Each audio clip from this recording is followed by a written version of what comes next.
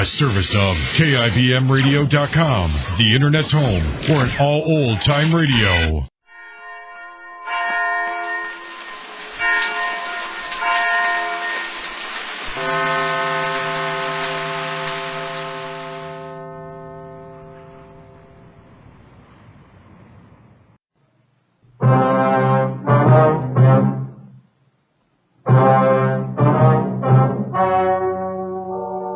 The story you are about to hear is true.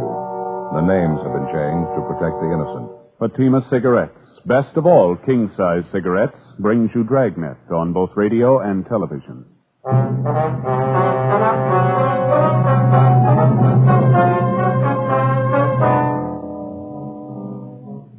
You're a detective sergeant. You're assigned to burglary detail. For more than 2 months, a wave of safe burglaries has been sweeping your city. Apparently, it's the work of professionals. The jobs are well planned, well executed. There's no lead to the whereabouts of the suspects. Your job, get them. Compare Fatima with any other king-size cigarette. Yes, compare Fatima with any other king-size cigarette. 1. Fatima's length filters the smoke 85 millimeters for your protection. 2. Fatima's length cools the smoke for your protection. 3. Fatima's length gives you those extra puffs, 21% longer than standard cigarette size. Fatima gives you more for your money. And in king-size Fatima, you get an extra mild and soothing smoke, plus the added protection of Fatima quality. Buy Fatima in the bright, sunny yellow pack. Best of all, king-size cigarettes.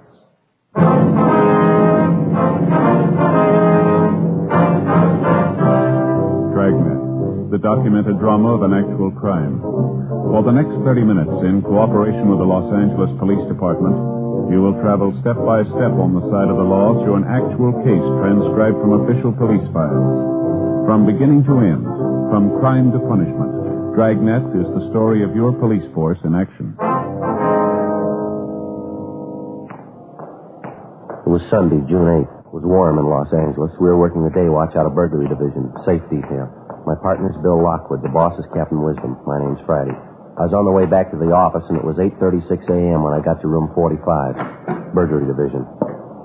Joe? Oh, hi, Smith. There's a note in the book for us from the captain about your partner, Lockwood. Yeah, what's that? Forgot to make that sick report on him yesterday. You call him? How's his leg? Well, I talked to him on the phone last night. Pretty bad ankle sprain. Doctor figures he'll be out for a couple of weeks anyway. Who's the fellow you got there? Suspect Jones and McCready picked up on stakeout, drugstore, 3rd and Ventura. What do you got on him? McCready says they picked him up about 4:45 this morning. He and Jones were staked out inside the drugstore. Saw this fellow drive up in the car, get out, and try the front door of the place. And he went around and back of the place, tried the back door, then he came around in front again, tried to jimmy the door. Finally gave up, got in his car, and started to drive off. Jones and McCready followed him, picked him up, and brought him in. Where's Jones and McCready now, do you know? I told him to go ahead home. No reason for him to hang around. We carried the thing from here. What have you done so far? Did you check him through R&I yet? Call Frank Cunningham. He's doing it now. What's his name? According to his identification, it's Charles W. Boyd, and address is 239 West 92nd Street. That's what he tells us anyway. Is that your name, fella? Yeah, that's my name. Saw my identification. No reason for me to lie. You can check me out. All right. Hold your hand up there. I'll get these cuffs off you. Yeah, sure. All right, there you are. Thanks. Sure tired sitting here handcuffed, sitting in one place. Frank, you want to tell Gaffney we'll be down in the interrogation room? When R&I calls back, tell him to transfer it in there, would you? Yeah, okay. I'll meet you there. All right, thanks. All right, boy, let's go. I can talk to you down the hall. Yeah, let's get this thing over with. I don't feel good. I want to get out of here. What are you shaking for? There's nothing to get nervous about. Are you sick? Yeah, I haven't been feeling good at all the last couple of days. Hey, wouldn't you know it? I smoked. Hey, say, would you happen to have a cigarette, please? Yeah. Here. Thanks. There's a light for you.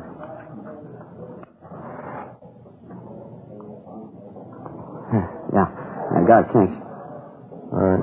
Turn around a minute, will you? Let me look at your eyes. Huh? Turn around. All right, let's go.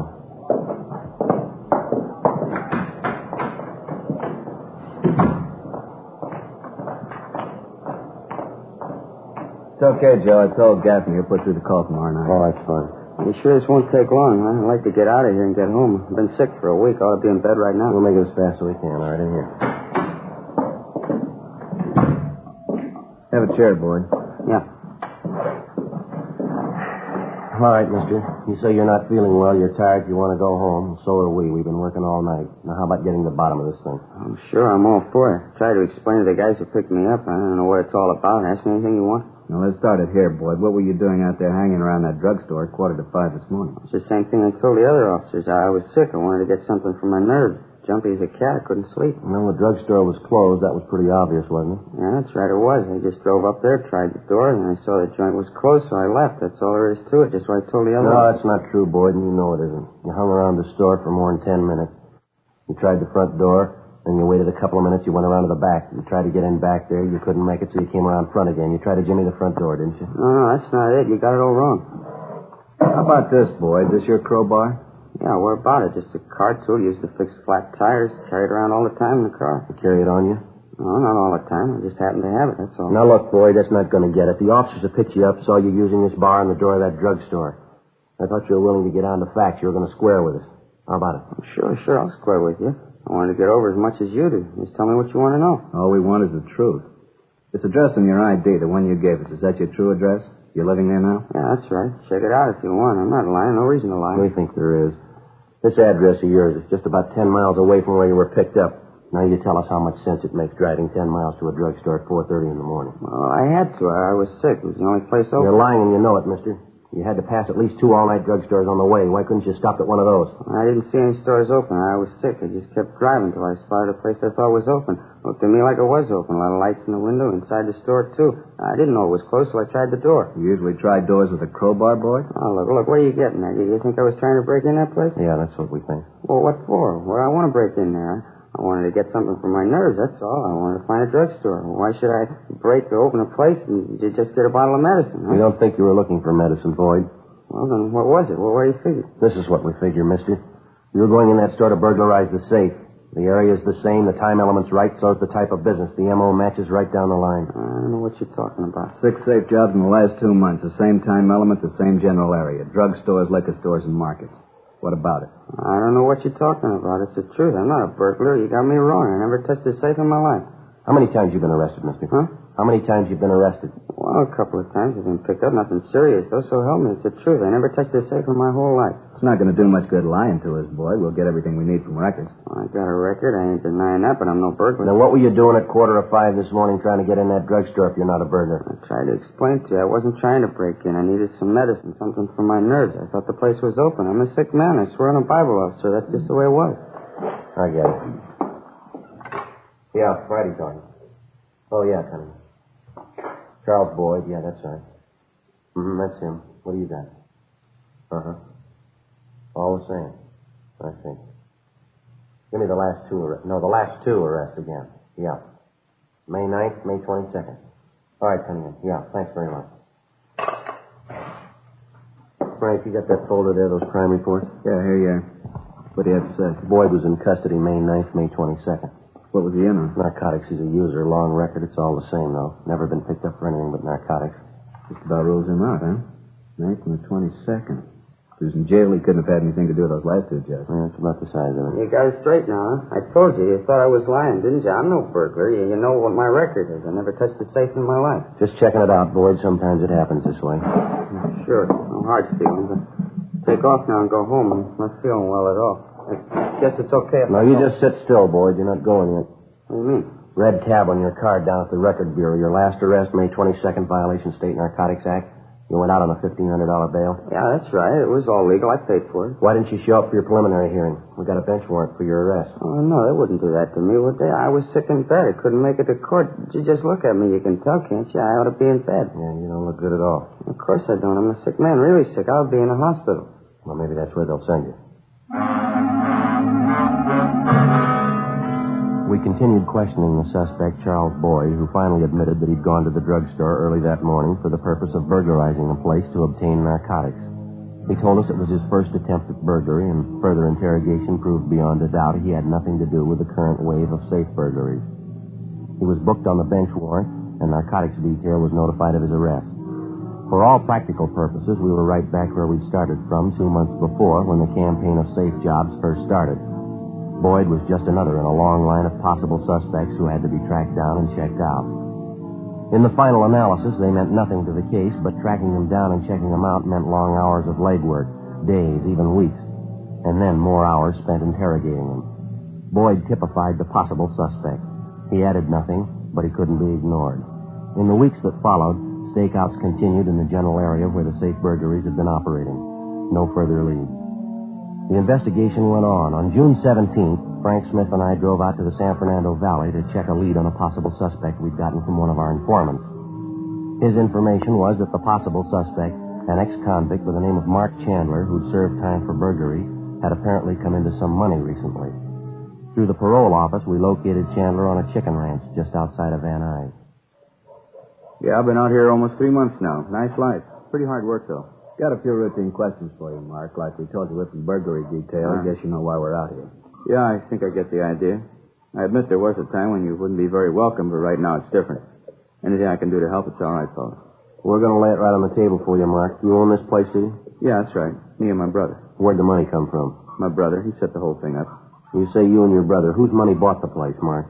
Well, my brother made the down payment. You can check on it. The whole deal went through escrow right down here at the local bank. What's the deal anyway? Didn't you check with my parole officer? Yeah, we checked with Galloway.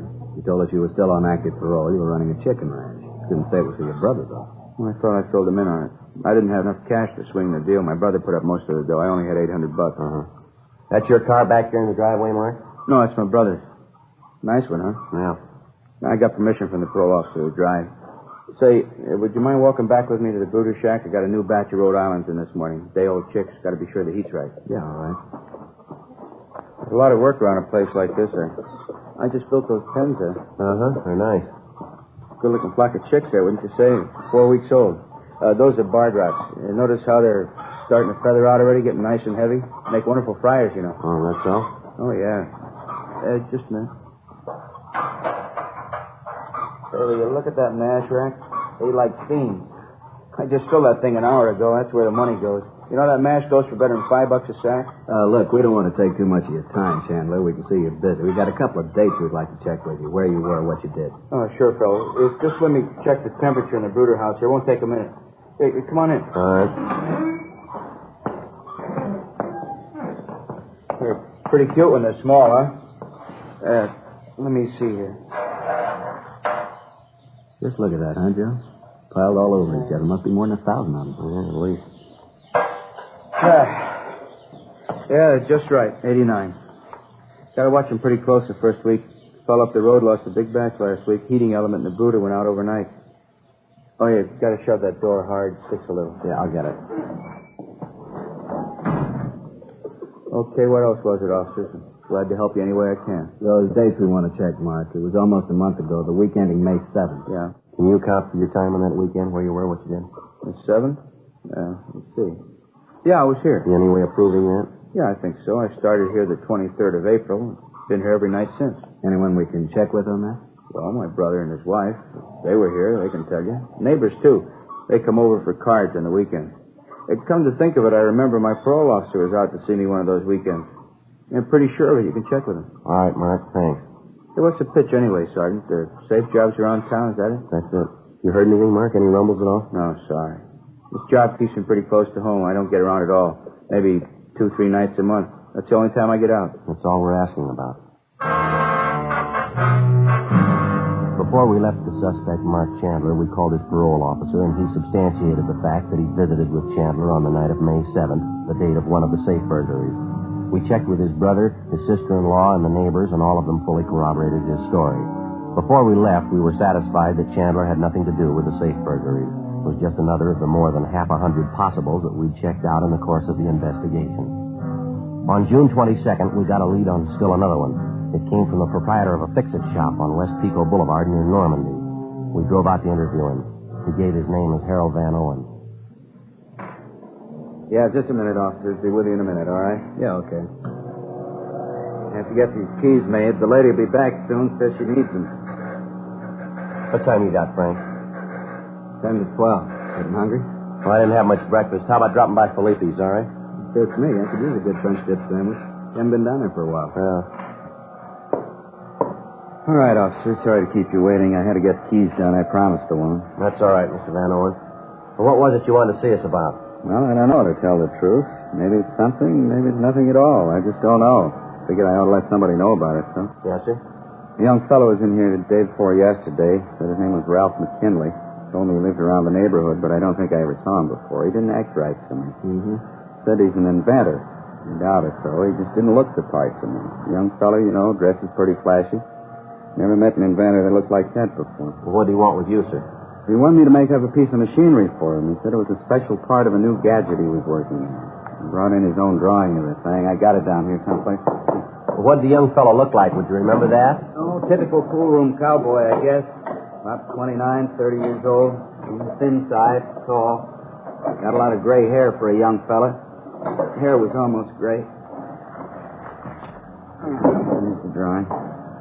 This is what he wants me to make up for him. What do you think it's supposed to be? Miss McKinley said it was part of a new hydraulic press he's working on. I got a few doubts about that. How do you mean? Oh, I've been tinkering around in this business long enough to know what goes into a hydraulic press. Can't see where this thing fits in at all. Well, what's your idea on it? I think it's a pull. Only one job they're any good for. Yeah. Breaking into a safe. Before we left the fix-it shop, Van Owen gave us a complete description of Ralph McKinley, the man who'd ordered the gadget made for him. We showed him several mug shots of possible suspects, but he was unable to make any identification. Van Owen told us that McKinley said he'd call back in about 3 or 4 days to pick it up. Except for the man's chance remark that he lived in the neighborhood, Van Owen had no idea as to his whereabouts. 12:10 p.m. We drove back to the office and made arrangements for an immediate stakeout at the fix-it shop. Then we checked the name and description of Ralph McKinley through R&I and through the staff's office. It got us nothing. As far as we could find out, he had no previous criminal record. The end of the week came and went. The man known as McKinley failed to show up at Van Owen's fix-it shop to pick up the article that he'd ordered. 8 o'clock Monday morning, June 28th. We got the report when we checked in for work. Despite all precautions, another safe job had occurred over the weekend, this time at a liquor store on South Alvarado. The time, the area, and the MO were generally the same. Frank and I drove out to the location. The store was located in the middle of the block, directly beneath an apartment hotel. 2 of the rooms on the second floor of the hotel were situated above the liquor store. In one of these rooms, a hole had been ripped in the floor, a hole large enough to allow a man to pass through it and gain access to the liquor store directly beneath. After we checked over the room, we put in a call for Ray Pinker and the crime lab crew. Then we went downstairs to interview the manager of the hotel, Clyde Winters. Yeah, I rented that room Friday night. A couple of young fellows. They checked in a few minutes before 7. I figure I'm a pretty good judge of faces. It sure didn't look like thieves to me. How'd they register you, Winters? Well, one signed his name was Gordon. The other one was Richardson, I think. Yeah, the register's right outside on the desk. You can check it if you like. Yes, sir, we'd like to do that. When these 2 men, Gordon and Richardson, checked in here, did they have any baggage with them? Would you know that? Oh, yes. If they had baggage, they took most of it with them, though. They left a few old clothes behind. They must have left for the back way. Sometime late Sunday night, I figure. Imagine tearing up the floor of that room. The lousy bums. I sure like to get my hands on them. Did they have a car, do you know? Yeah, they had a car. I got the license number, too. You think you'd recognize the 2 men if you saw them again? Oh, I'd take them in a minute.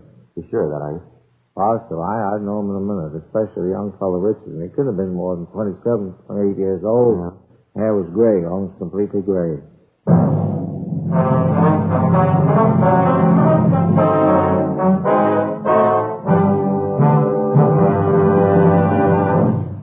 You are listening to Dragnet, authentic stories of your police force in action.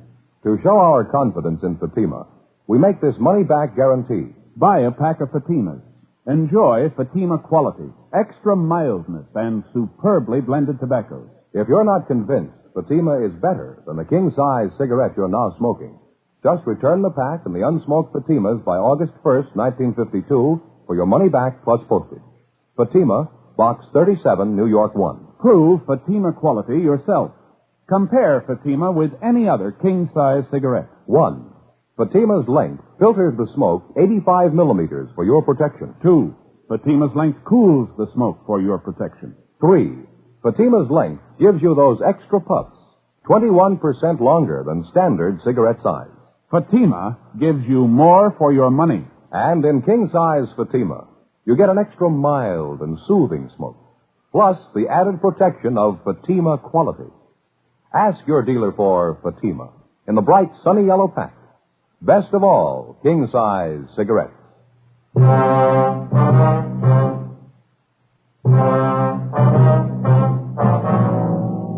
June 28th, 8:55 a.m. The crime lab crew arrived at the scene of the latest safe burglary, the liquor store on South Alvarado, and began their investigation.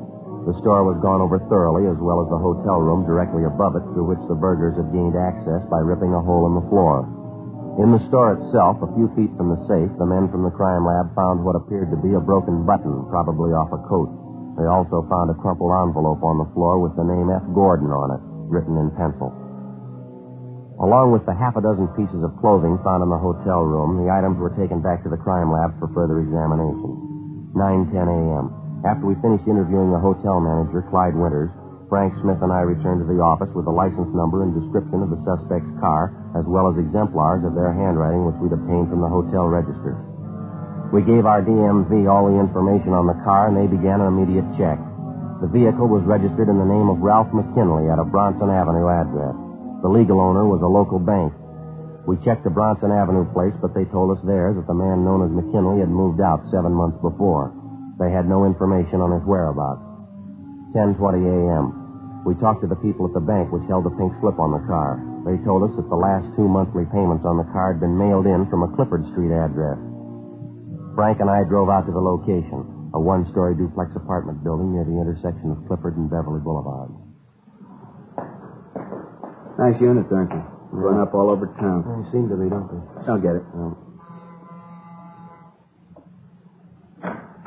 Yeah? Your name, Ralph McKinley? Yeah, that's right. What is it? Police officers, you want to get your coat, McKinley? I'd like to talk to you downtown. What for? What's it all about? Anybody else living here with you? No, just myself. Look, you mind telling me what this is all about? Got a few questions we'd like to ask you. Won't take long. I can't go with you now. I got a business appointment, half an hour. I've been out of town the last couple of months. I'm due back on the job today. That's all? Yeah, I just can't spare the time. Appointments all day long. I got a whole flock of business I have to clear up. Well, that makes us even. Come on, let's go. Well, there wasn't much doubt about McKinley. He fitted the suspect's description almost perfectly. Tall, slight build, approximately 29 years of age, prematurely gray hair. We went over the apartment, but there was no sign of anyone else on the premises. No sign of any of the loot taken in the burglary. We checked the adjoining garage, but it was empty. The suspect refused to admit that he even owned a car. Frank got on the phone, called the office, and arranged for an immediate stakeout on the apartment. When the men arrived, we drove McKinley back to the city hall and took him to the interrogation room. He was arrogant and uncooperative. We talked to him for a full hour, but he'd admit nothing. Frank left and went down the street to the crime lab to check with Ray Pinker on his findings. I continued questioning McKinley. I don't care what the old man says. I don't know what you're talking about. He described you perfectly. He says you were in his fix-it shop a little over a week ago. You told him you were an inventor. You ordered this gadget from him here. I don't get it. What's that supposed to prove? Well, you admit you went to the old man. You had him make this thing up for you, didn't you? I don't admit anything. Why should I? All we're looking for is a straight story. We're going to get it sooner or later, McKinley. Might as well be now. You're getting nothing from me. I don't have to tell you a thing. How about the hotel over on South Alvarado? You stayed there last weekend? No, of course not. Why should I go to a hotel? I stayed at my place. Thought you said you'd been away. You just got back in town. Sure, that's what I said. I just got back last week. Well, then you didn't stay at that hotel in South Alvarado. I told you I didn't. I don't even know the place. But you know Mr. Van Owen, the old fellow at the fix-it shop. I don't know him either. I don't even go near that end of town. What end of town? What are you talking about? Where you said the shop is? I didn't mention where it was. I asked you if you knew a Mr. Van Owen, if you ever went to his fix-it shop to order anything. Look, what are you lying for? What's the angle? No angle, McKinley. I told you I like to have a straight story, that's all. Well, you got it, mister. You heard everything I have to say. I don't know any old man. I don't know anything about that hotel. Friday talking. Yeah, Don. How'd it go? Uh-huh. I see. Yeah, we'll pick it up. No, we'll pick it up. Right. Thanks a lot. You don't lie very good, McKinley. Now what are you talking about? That was our handwriting man. He just finished checking those exemplars of your handwriting we got from you. He compared them to a signature in the register at the hotel in South Alvarado. I already told you. I don't know the place. Young fellow by the name of Richardson checked in there Friday night about 7 o'clock. He signed the register. The signature's in your handwriting, McKinley. Yeah, sure. That's right. I don't know the place. I've never been there. Now, look, you're going to have to do better than that, fella. The hotel manager's on his way down here now to identify you. So's Mr. Van Owen from that fix-it shop. Maybe you better piece together a new story, huh? You got my story, cop. I was out of town. You can't prove I wasn't. All right, McKinley, any way you want it. Joe? How'd it go? Pretty good. Ray Pinker finished checking. I stepped to crime lab. Here's a report on it. Thank you. Just about sews it up, no doubt about it. Yeah, you're right. All right, what is it this time? More of your phony charges? I want out of here. Can't be done, McKinley. Report on the clothes found in that hotel room. They're not my clothes. I wasn't even in the place. I'd say you were. Cleaning tags on a pair of trousers and one of the coats. Traced him through the dry cleaners to you. It's a lie. I told you I wasn't in the place. There's something else here, fella. They ran tests on all the clothes they found in your room. They found particles of fire clay from the safe that you broke into down below in the liquor store. Your coat, your trousers, they were covered with this stuff. Save your breath, will you? And when you ripped up the floor of that hotel room, you picked up something else on the clothes. Particles of floor varnish. Small bits of wood, they all tie in. You through? No, not quite. A piece of broken coat button we picked up a couple of feet from the safe. They matched it up with one of the buttons on your coat, a broken one. The pieces fit perfectly. Kenley, how about it? Got my story. No, you got a lot to explain. I'll take my chances. What's the pitch, McKinley? You know you got to come up with a story. It might as well be now. There's no story to it. I was out of town. I told you that. Why don't you get off it, mister? It's not going to take much to make a liar out of you. You know that, don't you? Oh, look, why don't you get off my back, the two of you? I told you everything I'm going to tell you. Sit down, McKinley. I'm getting out of Sit here. down. All right. Go ahead. I can wait it out as long as you can. I doubt that. I'll get it. All right. Smith speaking. How's it? Oh, yeah, Jim. What is it? That's right. When? Mm-hmm. Fine. Yeah, thanks. Here's some news for you, McKinley. Yeah? Your partner came back to your place a few minutes ago. Our men picked him up. They're bringing him in now. Well, there's news to me. I don't have any partner. I'm in business for myself. That's what your partner figures. Tell me he claims you got all the money. Thinks you were trying to run out on it. Oh, what money? Look, I showed you my wallet. You know how much I got. Well, we're going to ask you just once more. You got it. There's nothing else to say. All right, Frank. Yeah, let's book him in. According to Rogers, his partner's willing to talk. We'll get the story from him. All right, McKinley, let's go. What do you mean, go where? Main jail. We're booking you in.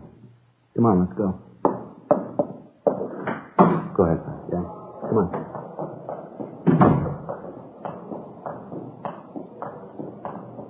What did he say anyway, this guy you say they picked up? Oh, your partner? Well, we told you what he said. Why? What's the matter? Nothing, I'm just there. Better order up a stenographer, huh, Joe? Have her ready to take the statement when they bring the guy in. Yeah, it's a good idea.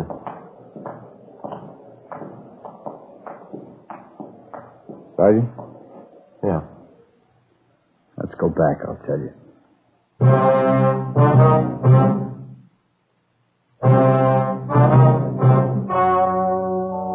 The story you have just heard was true. The names were changed to protect the innocent. On September 19th, trial was held in Superior Court, Department 91, City and County of Los Angeles, State of California. In a moment, the results of that trial. Now, here is our star, Jack Webb. Thank you, George Fenneman. Friends, just a parting word about Fatima. I know a lot of you have promised yourself that you'd give Fatima's a try, but, well, you just haven't gotten around to it yet. So I'd appreciate it if you'd kind of keep us in mind the next time you buy cigarettes and ask your dealer for Fatimas. You'll find Fatima gives you more for your money. Compare them with any other king-size cigarette, and you'll find Fatima does have a better flavor and aroma. You'll like its extra mild and soothing smoke. Tomorrow, buy Fatima. Best of all, king-size cigarettes.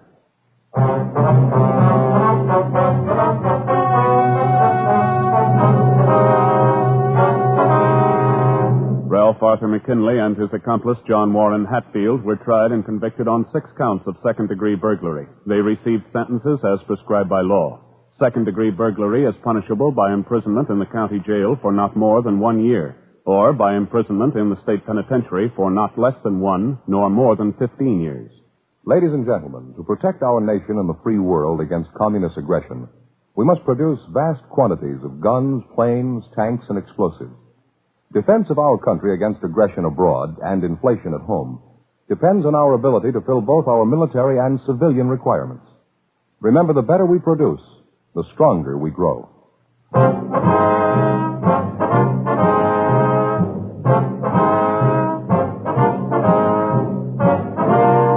You have just heard Dragnet, a series of authentic cases from official files. Technical advice comes from the Office of Chief of Police W.H. Parker, Los Angeles Police Department. Technical advisors Captain Jack Donahoe, Sergeant Marty Wynn, Sergeant Vance Frazier. Heard tonight were Harry Bartell, Stacey Harris, Jack Crucian. Script by Jim Moser. Music by Walter Schumann. Hal Gipney speaking. Fatima Cigarettes, best of all king-size cigarettes, has brought you Dragnet, transcribed from Los Angeles.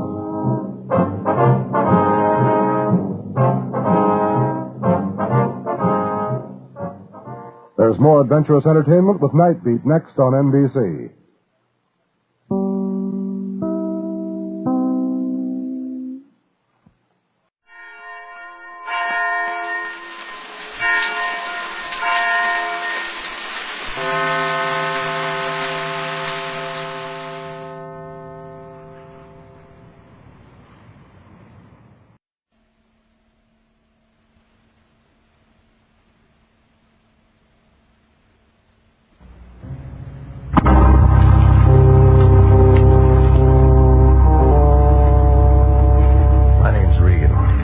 $10 a day in expenses from a detective bureau run by a guy named Anthony J. Lyon.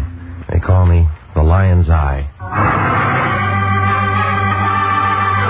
Jack Webb is Jeff Regan, Investigator. Hard-boiled action and mystery and thrilling adventure in tonight's story of the man who lived by the sea.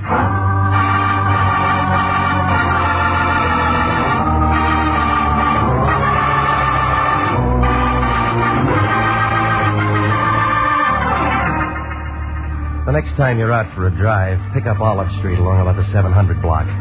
You can't miss it. It's a big building made out of white granite. The Cosmopolitan Building. Anthony J. Lyon, the guy I work for, rents an office there. International Detective Bureau, Suite 308. A couple of rooms with a connecting wastebasket. The Lion has the only desk in the office and the typewriter that Remington dropped from their catalog back in 1915. I walked in about 11 o'clock last Tuesday morning. The room was loaded with taboo. She was a tall girl with a flock of black hair and a mink coat. The kind you see driving a Nash convertible down Sunset Boulevard on warm Sunday afternoons. No wonder the Lion's cigar was out. It was wet on both ends. He had one arm around her shoulders. He knew by this time that coat was the real article. There wasn't any music, but he didn't seem to mind. Come on in, Regan. Not much room to dance. We got business. She's your date. This is Mr. Regan, Miss Kara. How do you do, Mr. Regan? Mr. Lyon tells me you're just the man I want. Well, he said the same thing to a mortician last week. Miss Kara is associated with the famous psychic consultant, Prince Nemo. I help the prince look into people's minds. Well, that ought to be fun if all your customers are under 6. You don't believe in thought transference, Mr. Regan? Do you? Prince Nemo sent Miss Kara to retain an operator. Why didn't he come himself? Prince Nemo never appears in public. He misses some good ball games. He has television. Yeah. The prince prefers to spend his time in meditation and thought. I handle all of his outside contacts. Regan, I want you to drive out to Prince Nemo's home in Ocean Town with Miss Kara and speak to the prince. What kind of a retainer did he send you? We don't discuss finances in front of clients. Oh, this is another blind spot. You don't know what this guy wants? He said it's a very delicate matter, and he wants to explain it to you himself. Oh, sure. She waltzed in here with a check, and you'd sell your grandmother to a glue factory for $2. Is there any way I can reassure you, Mr. Regan? Buy me a battleship. You got a license and a contract with International. You want to tell me about it, lady? Prince Nemo was very excited this morning. He called me in and told me to make the arrangements. It's not enough script. He never tells me anything. I just work for him. Will you please?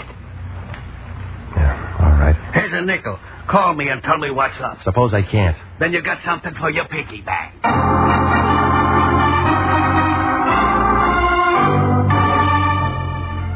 The Lion stood there and watched us leave. He looked happy, like a hobo in a bubble bath. Well, we went downstairs. We climbed into her convertible. The guy in the parking lot had to take a walk around the block when she flashed him a smile. I asked her about lunch. She said no. I asked her about dinner. She said something that meant no. It's like that sometimes. The flag's up, the meter's ticking, and you get nowhere. But from a couple of things she told me, I got the idea that she was doing more than help the prince read minds. His place turned out to be a good hour from Los Angeles up 101. A couple of stories of glass and concrete leaning out over the ocean. Inside, a guy in a white turban and some pants that looked like oversized diapers put his hand on a big curved knife he had in his belt. He was wearing tennis shoes. Right this way, Mr. Regan. Butcher? That's Genie, the prince's manservant. He's from India. I bet the Indians were glad to get rid of him. Genie's harmless, tongueless, and he doesn't hear. I like you, Mr. Regan. And this is the prince's study. Come in. Oh, come in. This is Mr. Regan. Of course. Welcome, sir. Welcome. The Lion's Eye. I'm honored, sir. Please sit down. That'll be all, Lena? Of course. I'll be in my office. Charming girl, Lena. She handle all your outside contacts? Except for those matters I must attend to personally. Mr. Regan, I'm in trouble. Spade for. I want you to save my life. You look healthy. I am healthy, let me assure you. But my life has been threatened. They got police department. I thought you understood. This is a delicate matter. We aren't here to discuss me. Who's the guy? It's a lady, Mr. Regan. A very beautiful and lovely creature. And she'd like nothing better than to see my carcass go out with the tide. How do you know? She's erratic, ill-tempered, and ruthless. Any more? Yeah, she called me this morning and told me what she intended to do. You got a chance to reach for your gun. To reach for you, Mr. Regan. Now, I feel the entire matter could be settled amicably if you were to call on her and inform her you are my personal bodyguard and that you are here to protect my life. What makes you figure she'd go for that? It's worth a try. And besides, I'm paying. Mm-hmm. Now tell me how long you've been blackmailing her. Blackmail? What do you mean? Oh, your racket might last 6 months, a year, but not long enough to build a place like this. The answer's blackmail. My dear fellow, Okay, so I should have told you. Give it to me. Well, I can slip them into a trance. They spill a family secret or two. What kind of secret? Any kind. They want their minds read. I read them. $25 a hit. Where does the shakedown come in? When I tell them what they told me. You been putting a squeeze on her? She's an actress. She was in on a deal at the studios. And she won't shake. She said she'd blow my head off. Look, I'm in a spot, Regan. She's the kind who'd do it and make love to the jury. Give me a name. Doris Patrick. Ever heard of her? Where's she live? Palisades. Here's her address. All right. You going over to talk to her now? Well, she isn't gunning for me. Oh, thanks a lot, Regan. You know, I've been sweating. It's real good for a cold. Yeah, I'll try and catch one. You guys yell real loud when they answer back. I'm just thinking of my future, Regan. I won't look good dead.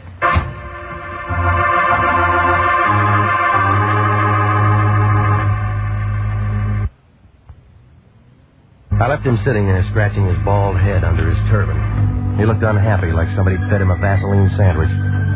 Well, I climbed in my car, and I followed the highway to the turnoff back to Sunset. The Malibu fog was coming in for the winter, and by the time I got to the address Nemo'd given me, I was looking around for my hands. Doris Patrick's place was too big for a marble game and too small for football. There was a wire fence all around it and a sign every 15 or 20 feet or so that said, not to trespass. I parked on the boulevard and walked up the driveway. It was about then that a guy in a blue suit showed up. He was tall and heavy, and he caught a lot of his hat. He pulled down on the brim, blew smoke in my face, and kind of nudged me with his shoulder. Move on, Pilgrim. We don't want any. How do you know? We're waiting for the 49s. Scram, huh? You aren't even on the list. All right, we'll wait for the 50s. Blow. I came to see Doris Patrick. Yeah, what for? You, her? Sure. What do you want? Business. Shop closed. You always like this, or you miss lunch today? Look, I don't know who you are, Pilgrim, but you don't understand English. Well, I know you. There's something about a guy in a lineup. Yeah? He memorizes easy. Cop? Private. Private or city, you all smell the same to me. Hunting season's over. You always carry a .38, do you? Oh, that's showing? Well, maybe you got a broken rib. Well, I met all kinds of funny guys. I said I wanted to see her. Ain't in. Watchdog? Now you're getting smart. Well, you aren't. What kind of crack is that? Just this. I'm going in. Trick I learned a long time ago. You shoot a guy in the knee and he don't ever walk straight again. Ever done it, punk? Oh, sure. That's how I learned. Mm-hmm. That's when I learned, baby. He slumped against the side of the wall, and he looked tired, like he'd been running from Compton. Well, I left him there, and I went up the driveway to the porch. Coming around a blind corner, I bumped into something that kind of relaxed and rolled into me. It was a blonde girl, about 25, in a white polo coat. I was willing to try it again, but she began talking with a voice that was deep enough to go in the oil business. Oh, I thought you might be running interference, but you look like the whole team. Whose side are you on, lady? I keep score. Doris Patrick? You're on the right field. Where's the locker room? Maybe I like you. Where do you come from? Right here. Didn't know we raised your kind anymore. Or did you go wild? Do I pass? What'd you say your name was? Regan. Welcome. Mm-hmm. Which highway? Straight ahead. To the den. Nice place you got. When's harvest time? I said welcome. That isn't what the tall boy said. Tall boy? A blue suit with a .38 and a hat. That'd be Jesse. I was married to him once. What about now? Oh, he hangs around like that sometimes. I never see much of him. Trouble? No, not much. You got a lot of size, mister. Must have been good. Do that kind of thing often? Only when I have to. Sit down. How do you like it? Soda or water? Your way. There now. Isn't that better? I don't know. This is my first drink. You'll get another. It's a cold day. Nothing here. You're quick. Must have a good straight man. His name's Prince Nemo. Must we talk about him? He thinks you're dangerous stuff. What do you think? Right now or when I'm a couple of feet away? Now. Hey, now look, remember me? I just got here. Your name's Regan, and we're going to get along. Yeah. It's in the card. You got a fast deck. Go ahead. Deal. All right.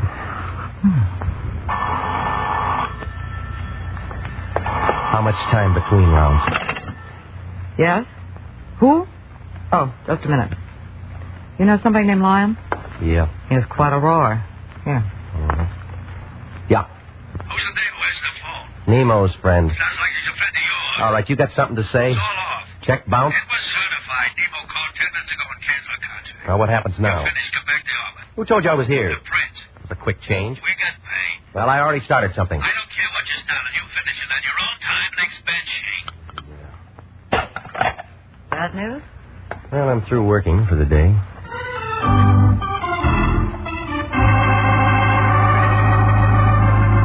Well, I was an old friend of the family when I left. She didn't want me to go, but I was thinking about Prince Nemo and the way that nothing made sense. Oh, the whole thing looked phony, like an undertaker in a white derby. It didn't take 20/20 vision to see that somebody was getting anxious to make a play. Well, by the time I got home, I figured I was out of it. But my company had other ideas. It was Jesse, and he had friends. You should lock your door, Regan. Why? You'd crawl under. All right, fellas. Friends? I just hired him. You got a parade permit? Stan, say hello to Regan. Hello, stupid. What about Skinny? Hiya, Grogan. Name's Regan. He's a detective. Isn't that right? You're pretty good with your women, Regan. You know, you look lonesome, Jesse. You got something to say? Stay away from it. You're shaking. You want a drink? Already had one. Stan, Skinny, set him on a bed. Let go. Oh, Regan, once more. Once more. Stay away from it. You said that before. I want to make sure you understand. Stan, Skinny, hold his arms. I've said all the right words. Maybe my punctuation's bad, huh? Lay off. Period. Lay off. Period. Lay off. Period. Okay. Okay, leave him on the bed. Hey, he rolled off. Oh, that's fine. Fine. Now he won't have to change his sheets. Oh, Jesse was good. When I got up, my face looked like a relief map of Pasadena. He was wearing a signet ring. He left out some of the boulevards, but the Rose Bowl was right out in front. I found a drink in the cabinet, and I started for the mirror to see what was left. It was about then I heard a knock on the door. He was a little guy in a cab driver's suit. It figured that he got the job because they ran out of big uniforms. They double-crossed him on that cap. If it wasn't for his ears, he'd have been wearing a snood. Hiya. Yeah? Football? What do you want? Your name, Regan. That's what it says on the mailbox. I met a friend of yours today. Get to the point, will you? A dame. Named Lee McCarra. Yeah, Lee McCarra. Come to this. All right. You're in the register. Wait, that ain't all. She wants to see you. What about? Didn't say. Just said to see if you was home. You home? Yeah. I got her down in my cab. We'll send her up. I don't think she can make it. What do you mean? She looks kind of funny. Maybe you better come down.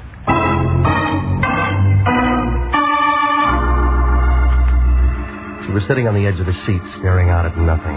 Her back was as stiff as a filing cabinet, and there was a little ring of white around her lips. I paid off the cabbie, and I took her back up to my place without a word.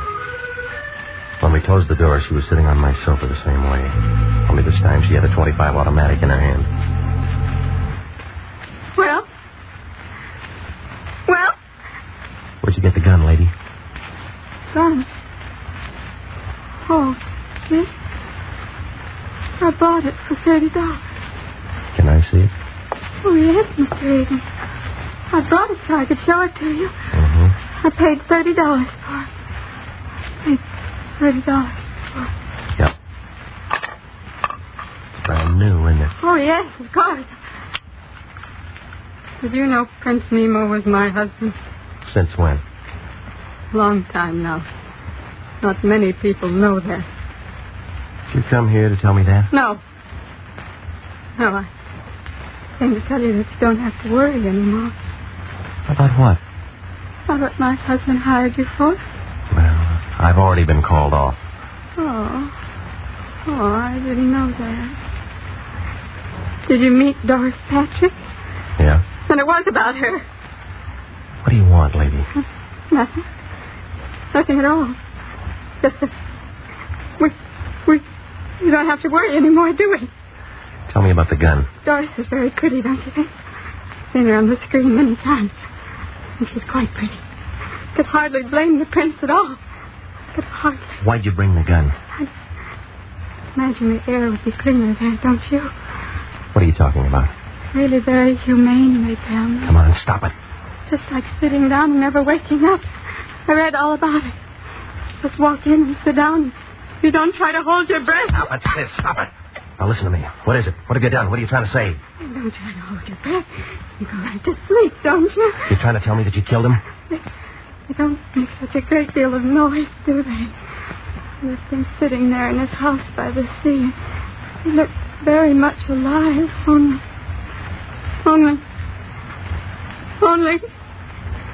He isn't alive at all. Tell me, Mr. Regan, tell me. Do I make a good murderer? Do I?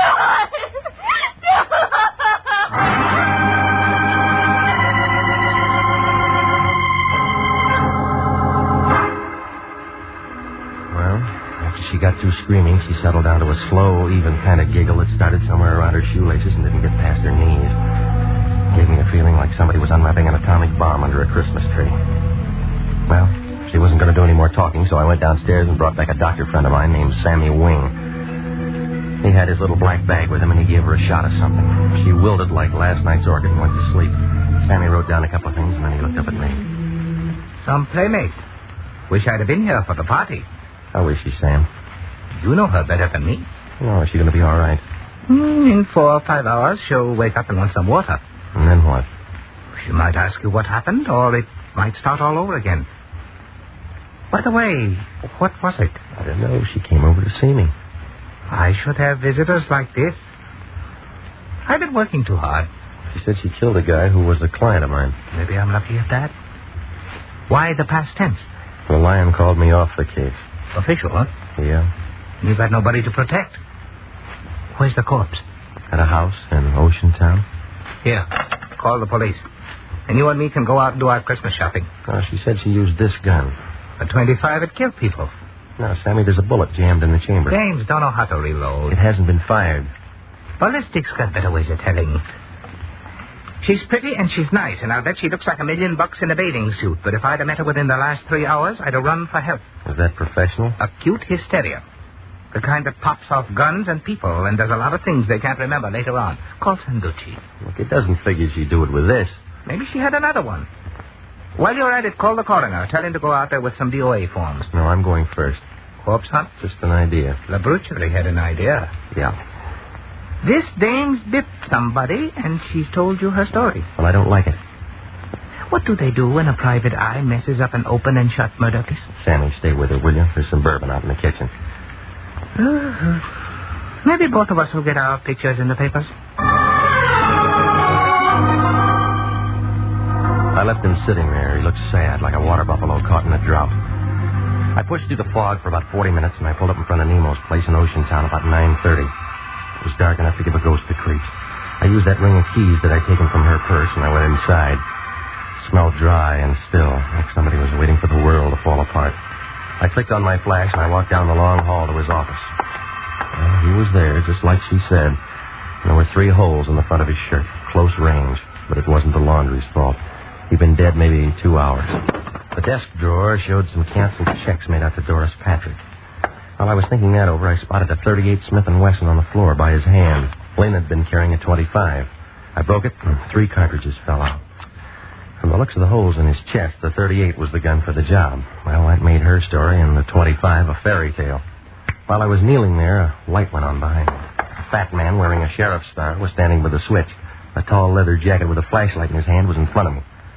I began to feel helpless, like a trombone player with a short arm. Scavenger hunt, son? You don't talk, Charlie. Ain't much for him to say, is there, Cap? Yes, not. Well, son, You're going to be calling me names. What do you like best? Killer, murderer, slayer? Papers use slayer a lot. I don't like any of them. Kind of breezy for a hot boy, ain't you? You might give me a name? Regan. I'm with the International Detective Bureau. It's Regan, Cap. He's with the International Detective Bureau. Got a card or something, son? Yeah. Here. This guy here, a friend of yours? My client, Lawrence. What'd you do for him? Okay, tell me this. Why'd you plug him? There's another story. Any good? Better than the one you got. You'll have a hard time selling it. It's a fix. Oh, why you want to say a thing like that? How long you been on the force? Easy, Regan. Me and Cap's being nice. Phone call a little while ago.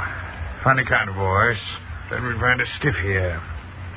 But didn't say we'd find you. Yeah, you're extra. The dame who worked for him told me. You tell homicide? No. That was a mistake. Where's this girl now? Name? Charlie. Call a coroner. Oceantown is just a small place. Only me and Charlie around. We borrow from the county when we get something like this. Well, I can find you a real answer in an hour.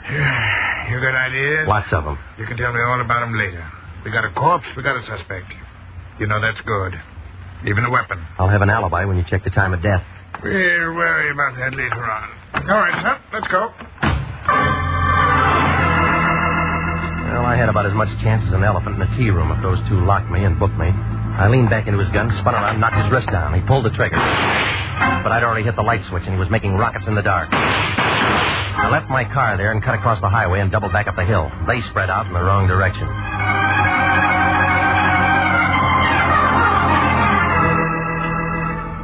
An hour later, I was standing in front of the lion's door.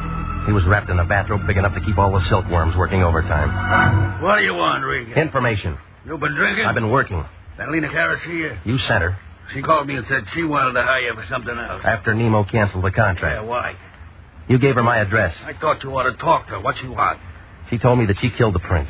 She can't do that. We got a contract. Well, it's already been done. We're in a spot.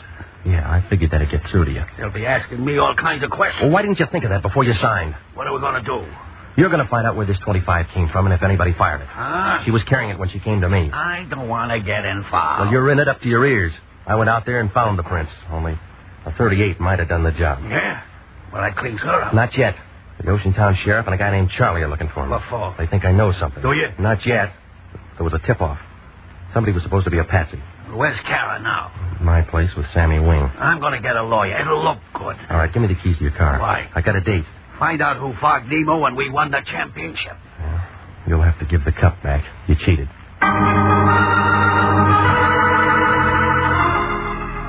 I drove back out to Doris Patrick's place in the Palisades, and I rang the bell and waited. Took her a while, but she showed. She was wearing a filmy kind of a thing that made a spider's web look like canvas. I began to feel warm, like a sun lamp on a picture set. We had a date at 9 o'clock. I broke my watch. Come in, I'll see if I can fix it. I'm great with a swift movement. Yeah, it shows. We were going to look at the stars together. How long you been here? Well, I gave you up at 10. Tell me, how do you like my new dress? It's the right color, but the wrong cut for a funeral. I haven't read the obituaries today. No, it'll be in tomorrow's paper. Have a drink and let's wait for tomorrow. Your friend Nemo was killed tonight. He was no friend of mine. I told you that. So did he. He fall off his house? Murdered. We've been having fun up to now. You know, you'll be first guess. I don't think I like that. He tried to blackmail you. The story's backwards. Well, that's the way it comes out. Not quite. You got another way? He never tried to blackmail me. Mm-hmm. I blackmailed him. How? I went to him one day and put him in a trance. Only I used scotch. I found out what he was doing and how he was doing it, so I turned the tables. It was good, clean fun, but expensive for him. Well, now, if he was your meal ticket, then you have an alibi, huh? Could be canceled checks somewhere. Right where I could find him. I'm telling you the truth. Where does Jesse fit? Oh, I told you we were married once. He's jealous. Did he know about Nemo? Maybe. He was watchdog when I came out. I told you. Jesse. Hello, gorgeous. I still have a key. What do you want? You. Get out. You still trapping with this trap? Just in time, Jesse. You know, you didn't list good. I told you to lay off. Where's your friend? Paid off? I'm handling this alone. We've been finished for a long time. Oh, it's starting up again, Angel. Or didn't you know Nemo was dead? I saw your 38 tonight, Jesse. Ah, you're wrong. It's her 38. It's got her prints in it. What do you mean? I put him there. And you're going to be tagged for his murder, ain't you? You see, you're sort of in a spot. Regan. Easy, baby. This punk never did anything right. Huh? Tell me how wrong I've been. All right, that tip to the Ocean Town cops was wrong. Killing Nemo was wrong. Ah, you're twisted, Pilgrim. Cops got a warrant out for you right now. Yeah, I heard it on the car radio. Murder suspect. Plugging you is something they'll thank me for. With her prints on the gun? Well, how was I to know? I just see you and plug you. Everybody will be sorry, but it'll be manslaughter and suspended. It's pretty right, isn't it? Well, what about me? A friend of mine shoving off at Pedro tonight, Angel. Going all over the world. We'd be together. Well, Angel, do I plug it and meet you somewhere in 2 weeks, huh? Move over, Regan. The lady's making up her mind. Now, what do you like? Oh, it was a real photo finish. Just as Jesse set the gun up against my head, Doris pulled a gun from the desk drawer and threw a couple of fast ones into him. Jesse tried for her. I'd call it a dead heat, but you'd have to give Doris the edge. Her first slug cut him down like a blade of grass, but she didn't give up.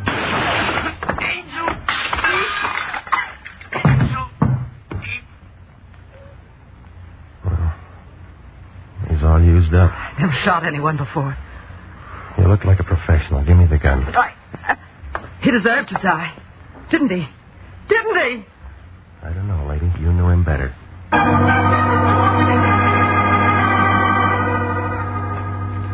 Well, it all unwound like red thread in a Levi factory. Nemo told me his phony story so he'd have a good self-defense angle when he finally got around to killing Doris Patrick some afternoon. Jesse worked for him to keep me out, but I bounced him and got inside. When Jesse phoned Nemo about it, Nemo called the Lion and had me jerked before we could compare notes. I guess Jesse went kind of crazy when he saw how well we got along. He got an idea and killed Nemo and made Doris a patsy with those fingerprints. Lena Cara? Well, she went kind of crazy, too. She found Nemo dead and got the idea she did it. It took 3 doctors a couple of days to tell her what really happened. And the Lion was mad when he found out there wasn't any money in it. But then when he saw Doris Patrick's picture in the paper, he got kind of curious. He asked just one question. What did I do all that afternoon I was out in her house? Well, I didn't even bother to answer him.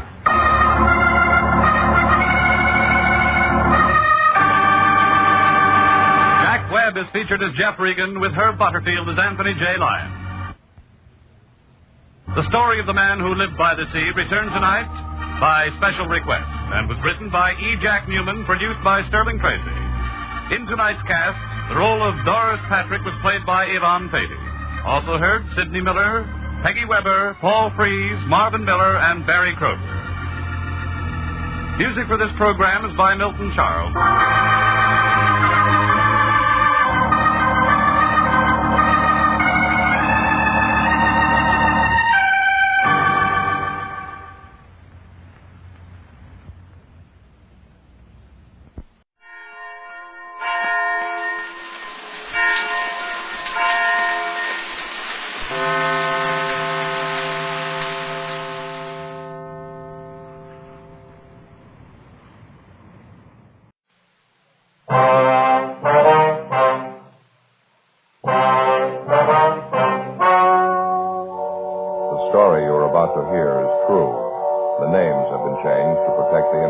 Fatima Cigarettes. Best of all king-size cigarettes brings you Dragnet on both radio and television.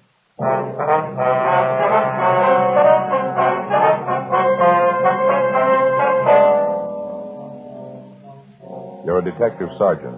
You're assigned to vice detail. A professional gambling ring has set up operations in your city.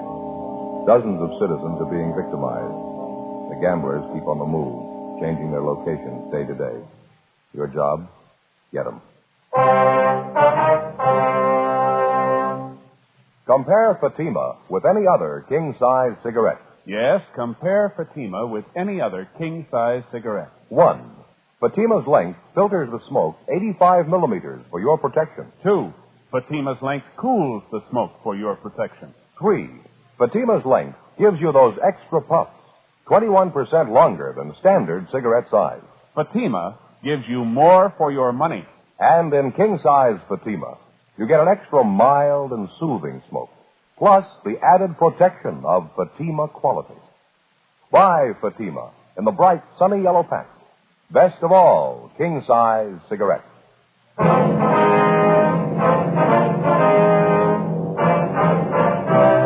Dragnet, the documented drama of an actual crime. For the next 30 minutes, in cooperation with the Los Angeles Police Department, you will travel step by step on the side of the law through an actual case transcribed from official police files. From beginning to end, from crime to punishment, Dragnet is the story of your police force in action. It was Monday, February 9th. It was foggy in Los Angeles. We were working the day watch out of Vice Detail. My partner's Bill Lockwood. The boss is Lieutenant Bingham. My name's Friday. It was 4:20 p.m. when I got to the second floor of the old Central Jail building. Vice Detail. Hi, Bill. Hi, Bill. You show up yet? Yeah, waiting in the next room. Oh, fine. You talked to him yet? No, he just came in a couple of minutes ago. Figured I'd wait for you. Well, how's he seem? Sober? Looks like he's off the lunch? Yeah, he looks pretty good. Shaved, cleaned up a little. Fine. Dave, how are you? Oh, hiya, Friday. Thought I'd drop by and see you. Remember you were talking to me last week about that thing. You hear anything, Dave? Yeah, I think I might have something for you. I think it's what you're looking for. Tried to get you on the phone last night. You weren't in. Well, you should have left a message. Oh, I didn't want to do that. You know how it is. Guess I shouldn't even be coming up here like this. You got some kind of a permanent address, Dave? Phone number? Someplace we can contact you? No, I'm still floating around a little. Mm-hmm. Now, about this thing we were talking about, what'd you hear? I picked up a little chatter. I think it's what you want. Say, you fellas had your coffee. I haven't had mine. What'd you say? Okay, how about the place down the corner? Fine with me. All right, if you want to check us out, Bill, tell him we'll be back in about 10 minutes. Yeah, fine. Thank you. All right, Dave, we walk this way. Okay. You're looking pretty good, Friday. World treating you okay? Well, I can't complain, I guess. Go ahead. Thank you. Guess we better wait for your partner, huh? What's his name? Lockwood. Oh, yeah, sure. Skipper's got something for us when we get back, Joe. All right. You're looking pretty good yourself, Lockwood. Yeah, real good. You seem to be in pretty fair shape. That pocket's full of change sounds healthy. It's not too good. Still got a few dimes to rattle. Hasn't been coming too fast lately, though. You still setting pins down there at that bowling alley? Yeah, A lot of help hanging around, though. We really got to hustle for it. That's so. Oh, yeah. A lot of the alley's changing over to those automatic machines, you know. Mm-hmm. Quite a few guys out. A lot of the machines can set pins better than a man can. Hi, Matthews. How are you? Hi, Joe. Hi, Bill. What do you say, Jack? Yeah. Who's that guy? He works out of the office. Why? Nothing. I thought I'd seen him around. Yeah. No, down this way, Dave. Just a couple of doors. Oh, yeah. By the way, did you hear anything about Tony? You know if he's in town? No, I've been working on it. It's Dirty Tony. He's not going to show. Go ahead, Dave. Yeah, thanks.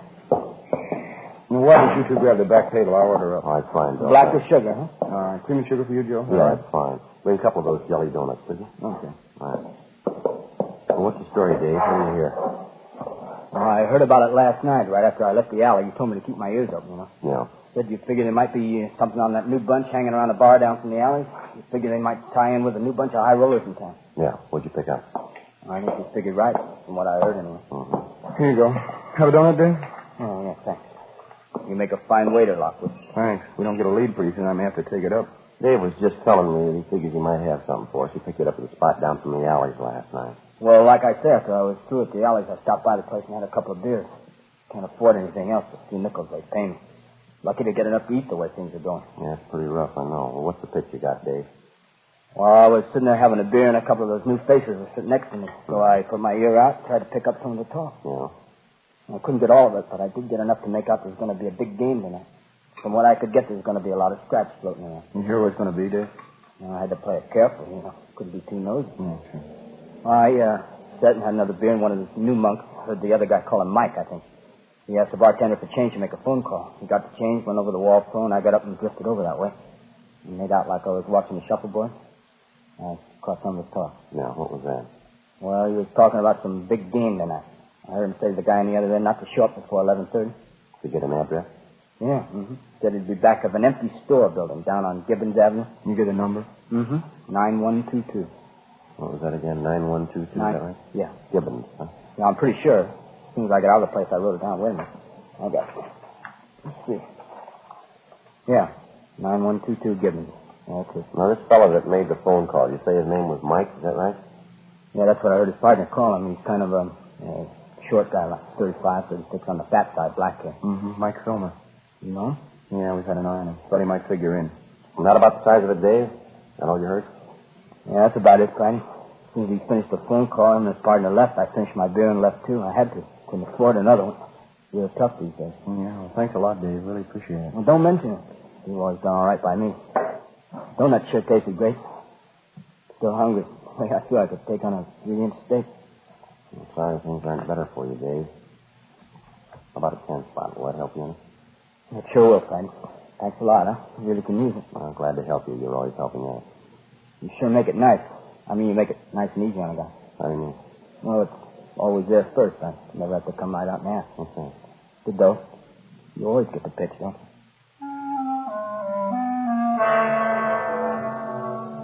Almost a month before, we had begun receiving complaints about a newly established gambling ring which had set up operations in the city. After the first few complaints, we succeeded in identifying some of the men involved in the ring and also some of the places they frequented. The nature of most of the complaints against them was such that we knew we were dealing with a well-organized criminal element. Even if a player happened to win at one of the games, after he left the location, he was beaten and robbed. Despite the fact that we had some of the suspects identified, we still lacked sufficient evidence to prosecute them successfully. The various victims either would not or could not identify the suspect. We knew the gang was running 3 or 4 games a week, each one of them at a different location, each one of them at a different time. In the trade, that's known as a floating game. After we left our informant, Dave Carter, we headed back to the office and briefed Lieutenant Bingham. That afternoon, we checked the address on Gibbons Avenue and found it to be a vacant store building with a for rent sign in the window. There was an entrance in front and one in the rear, windows along both sides of the building, and a plasterboard partition dividing the inside of the store into 2 parts. The place was deserted. At 10 o'clock that night, Bill Lockwood and I staked out in our car down the street from the store. Sergeant Fred Taylor and Jack Matthews were staked out in their car from another point of observation. We were in constant touch with each other by 3-way radio. 10:30, 11 p.m., 11:30. 1K87 to 1K80, come in. 1K80 to 1K87, go ahead. Joe, did you notice the lights come on at the back of the store a minute ago? Yeah, 2 men. They went in the back way, parked their car just down the street from us here. You see anything else? Car just pulled up down the street from us. 2 men getting out, heading for the store. Joe, just a minute. Yeah, they're going that way. They're going around the back, Joe. Uh-huh, looks like it's going to pay off. Let's sit on it a while. KMA 367. We waited. 11:45. A blue pickup truck pulled up and stopped a short way from the front entrance to the store. We saw 2 men get out and go around to the back of the truck and unload half a dozen large boxes, which they carried around to the rear entrance of the place. One of the men came back, got in the cab of the truck, and sat there. Midnight, 12:15 a.m. Over a period of half an hour, we watched 18 persons arrive from different directions and enter the store from the rear. 12:30, 1 a.m. There were no new arrivals. We waited. 1K87 to 1K80, come in. 1K80 to 1K87, go ahead. Not much activity down here, Joe. Looks like it's pretty well set. What do you think? Yeah, I think we might as well hit it. Same way we laid it out, huh, Fred? We'll wait until Matthews picks up the lookout, the man sitting in the truck. Right, Joe. Jack, you want to go ahead and grab him, go away. He's on his way, Joe. Okay, as soon as he picks him up, we meet in front of the place. Bill and I'll take the front. You cover the back. You got that? Okay, Joe. Oh, hold on a minute, will you? Yeah, Jack got him. Bring him back to the car. Okay, let's go. KMA 367. Got the car keys, Joe? Yeah, let's go. All right. You figure that's the best way, Joe, too, was going in the front? Well, that's probably where the rush is going to be. When Fred goes through the back, they're sure to start for the front. Okay, Joe? Yeah. Jack's got the lookout in our car. He'll wait for us. Right. Now, what do you think about this, Fred? You go around and hit the back door. As soon as I hear you inside, they'll probably start for the front. We'll take care of them there. That's a good idea. Give me half a minute to get back there. Huh? Right. Watch yourself. All right, Joe. Let's go.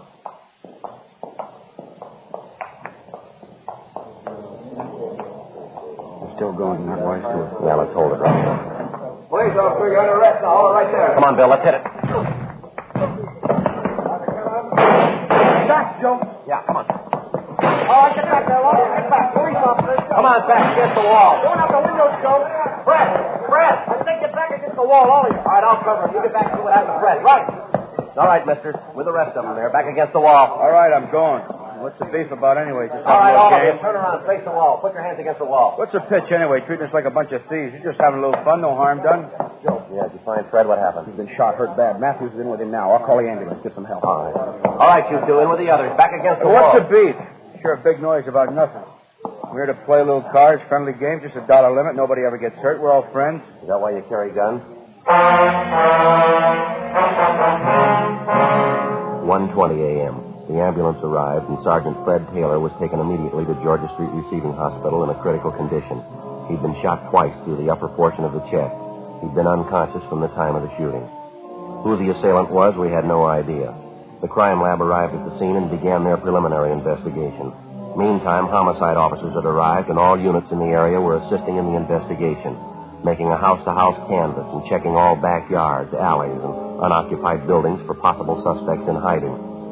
Out of the total number of men present in the store at the time of the shooting, Bill and I had been able to detain 9 of them.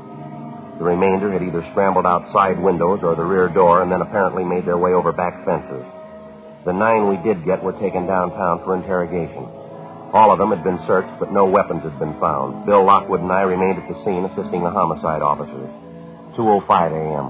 An additional 4 men who'd been present at the gambling game that night were picked up in the area, transported downtown, and held along with the other 9 at homicide detail. 2:20 a.m. Bill and I were called downtown to assist in the questioning. We got nowhere with the first 3 suspects. It was the same with the 4th.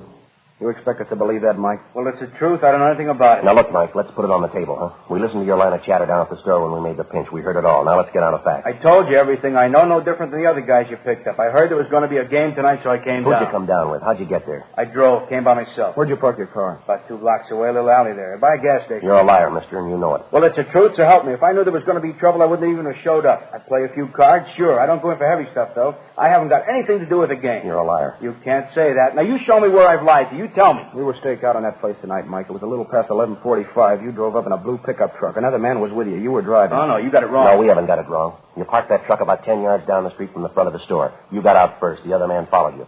You unloaded 6 large cartons from the truck. Some of the equipment we found on the store. You took it around back and into the rear door, didn't you? You got it wrong. It wasn't me. It couldn't have been me. Come off it, Mike. The man you were with, we've got him down the hall. The other officers have talked to him. He gave him the straight story. But I didn't come with any other guy. Now, will you listen to me? I knew some of them there. I'll admit that. I came by myself. Now, you listen to me, mister. You get this through your head. Get it once and for all. This isn't a gambling beef anymore. Somebody's been shot. He's been hurt bad. Well, that's not my fault. I didn't shoot him. I don't know anything about it. You know more than you're telling. You lied about coming there in that truck. We saw you. Something else. The truck's been checked out. It's registered in your name. Now, you come up with an answer for that one fast. Well, I don't get it. Maybe my truck is down there. If it is, I don't know how it got there. You're in a jam, Mike. This isn't any misdemeanor rap. I think the sooner you realize that, the better it's going to be Look, for you. You don't have to tell me it's serious. I know that. Now, what do you want from me anyway? You know what we want. You know the answers, and we want them. You're part of that gambling setup. We know that. We know who was there tonight. Everybody. We want the names of every one of them. Now, either you got the answer to that shooting or somebody in that crowd had. We're going to get the answer, Mike. Don't make any mistake about it. We're going to get it. Now, what do I have to say to convince you you're talking to the wrong guy? Not according to the man they got down the hall, the one in the pickup truck with you. He gave us the whole story. You hired him to help you tonight. You were going to pay him $20. He helped you haul the equipment to the store, and he was supposed to be the lookout at the front door. It ties in all the way. How about it? All right. Now, you've been calling people liars, huh? Well, he's the liar. The whole lousy story is nothing but a lie. All right, keep quiet. Friday talking. Oh, yes, sir. Oh, all right. Yeah. Yes, thank you. Now, you listen, Mike. Here's a piece of advice. You make up your mind. Now, how do you mean make up my mind? I'm trying to cooperate. You don't believe me. I'm trying to help you out every way I can. I'm only too glad to give you a hand. I know you got a tough job. You got my Now, don't you worry about us, mister. From here in, start worrying about yourself. You're going to do a lot of it. I don't know what you're talking about. That policeman, he just died.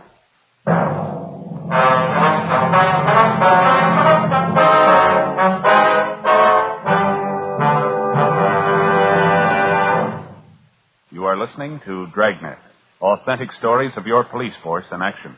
To show our confidence in Fatima, we make this money-back guarantee. Buy a pack of Fatimas. Enjoy Fatima quality, extra mildness, and superbly blended tobaccos. If you're not convinced Fatima is better than the king-size cigarette you're now smoking, just return the pack and the unsmoked Fatimas by August 1st, 1952, for your money back plus postage.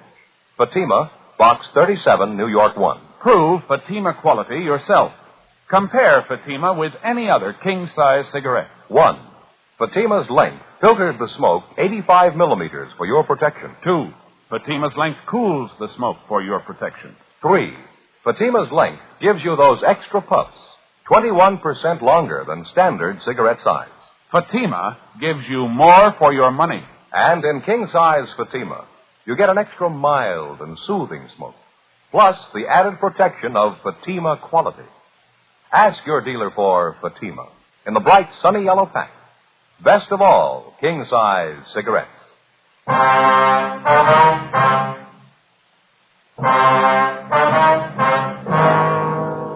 Tuesday, February 10th, 5:30 a.m. Sergeant Fred Taylor had died at approximately 5:22 a.m.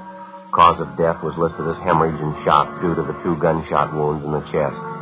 Officers from the medical detail had rushed Taylor's wife from his home to the receiving hospital. She was with him at the time of his death. Unfortunately, he never regained consciousness. 5:45 a.m. While the investigation went on at the scene of the murder, Bill Lockwood and I continued our interrogation of the suspect, Mike Filmer. Another hour of questioning, and he still refused to tell us anything. We finally confronted him with the man we'd seen him arrive with at the location of the gambling game earlier that morning.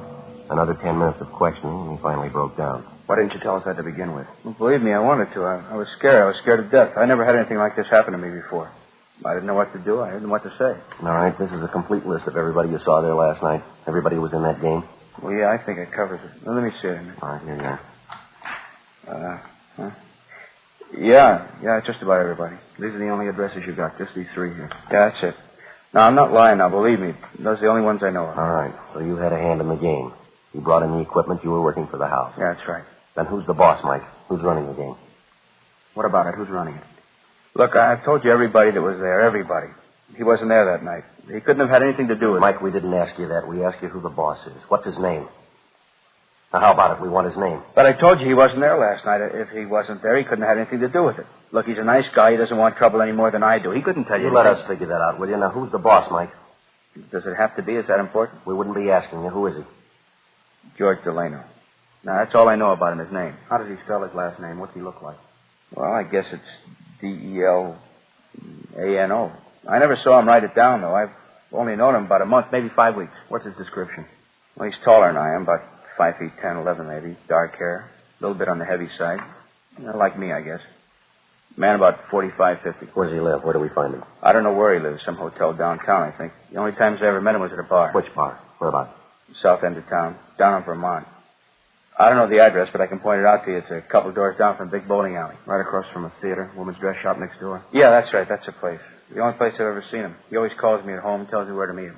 You mean to say you've been working for this Delano and you don't even know where he lives? Well, I don't know what else to tell you. I'm squaring with you. I really don't know. Friday, talk to you, man? Yeah, sir. I'll be right back now. What do you got, Sam? Charlie Hart and I just got back from the place down on Gibbons Avenue, the store. Yeah. Thought you'd like to know. We found a gun in the back of the place hidden under a lumber pile. All right. You check it out? Yeah, I ran through gun records. It's registered. What's the name? George Delano. 7:38 a.m. With the new lead on the alleged boss of the gambling ring, George Delano, we interrupted our questioning of the suspect, Mike Filmer.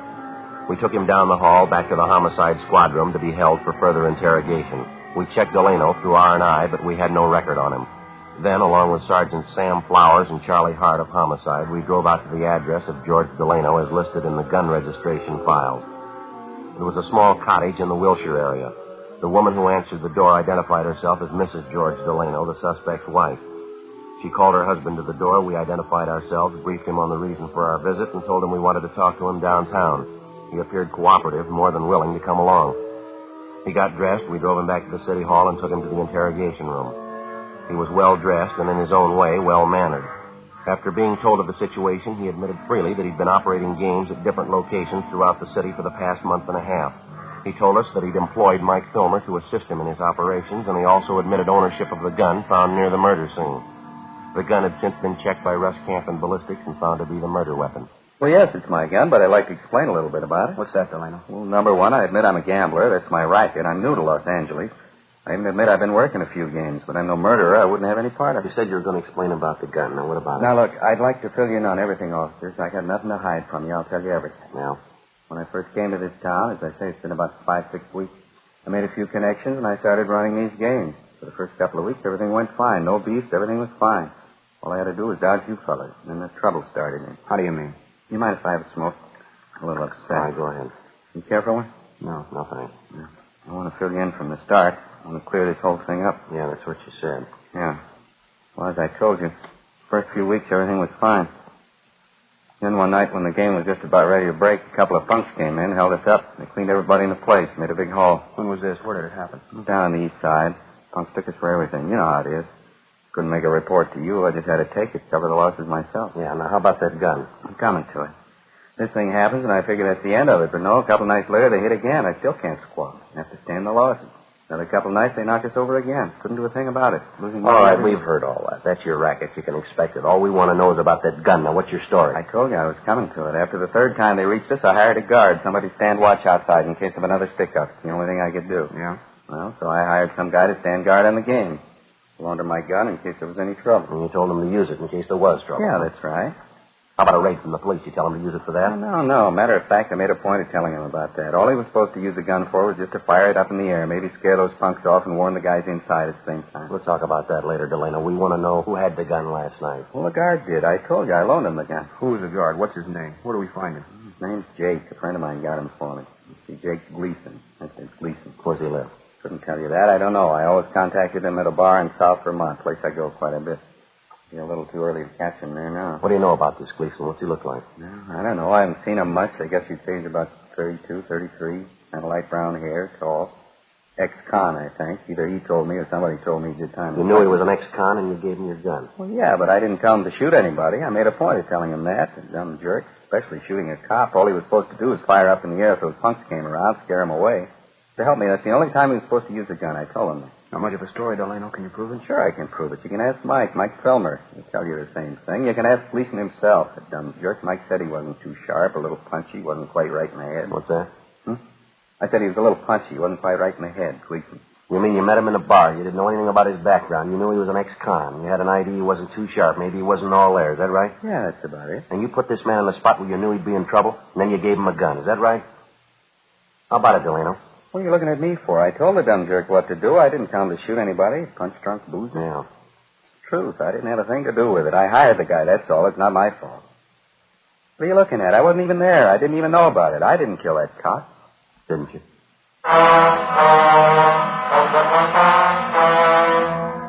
9:23 a.m. We continued questioning George Delano. He told us that he'd instructed Jake Gleason, the ex-convict, to stand guard at the rear of the store where the gambling games were held. He insisted that his instructions to Gleason were that if he had to fire the gun at all, he was to fire it in the air, and then only as a warning signal in case of robbery attempt. Delano was detained by homicide officers pending further investigation. We checked the name and description of Jake Gleason through R&I and found his record and mug shot. We showed the mug to Delano, and he identified it. Gleason's record showed him to be on active parole. 10:30 a.m., we contacted the parole office. They gave us his address, and Bill and I checked it out, the second-rate hotel on South Flower Street. The manager told us Gleason had left the hotel about 7:45 that morning and that he was not expected back until after 6 o'clock that night. He also told us there was a chance we might locate him in one of the bars around the neighborhood. 10:45. We started making the rounds of the bars in the immediate vicinity. The third place we stopped at was practically deserted. The jukebox at the back of the place was turned up to full volume. There was a smell of disinfectant, whiskey, and stale perfume. There was one customer drinking at the far end of the bar. It was Gleason. Stand up, police officer. All right. Take him down, Bill. Clean, Joe. All right. Hands in back of you. Yeah. You want to kill that jukebox, Bill? Yeah. All right, you know why we want you. Yeah, I know. I knew there wasn't any sense running. I knew you'd be around. All right, let's go. Could you do me a favor? I mean, wait a minute, just a minute. Yeah? Just like to tell you I didn't mean it. I guess it's my own fault. I shot him. I shouldn't have had the gun. Shouldn't have taken the job. I shot him. I didn't mean it. All right, come on. There ought to be a way, don't you think? I mean, there really ought to be a way. What's that? I didn't mean it. No reason to kill him. I didn't even know him. I just keep thinking there's only a way if I could take it back again, you know? Yeah, we know. I mean, if I could go back and change it, make it all different. I mean, right from the beginning, I wouldn't even look at a gun. I'd change everything. I bet I would. I wouldn't even look at a gun. If I only had the chance, you know? Second chance. There ought to be a way. Second chance. You started with a gun, Jay. Yeah? You never had a first one.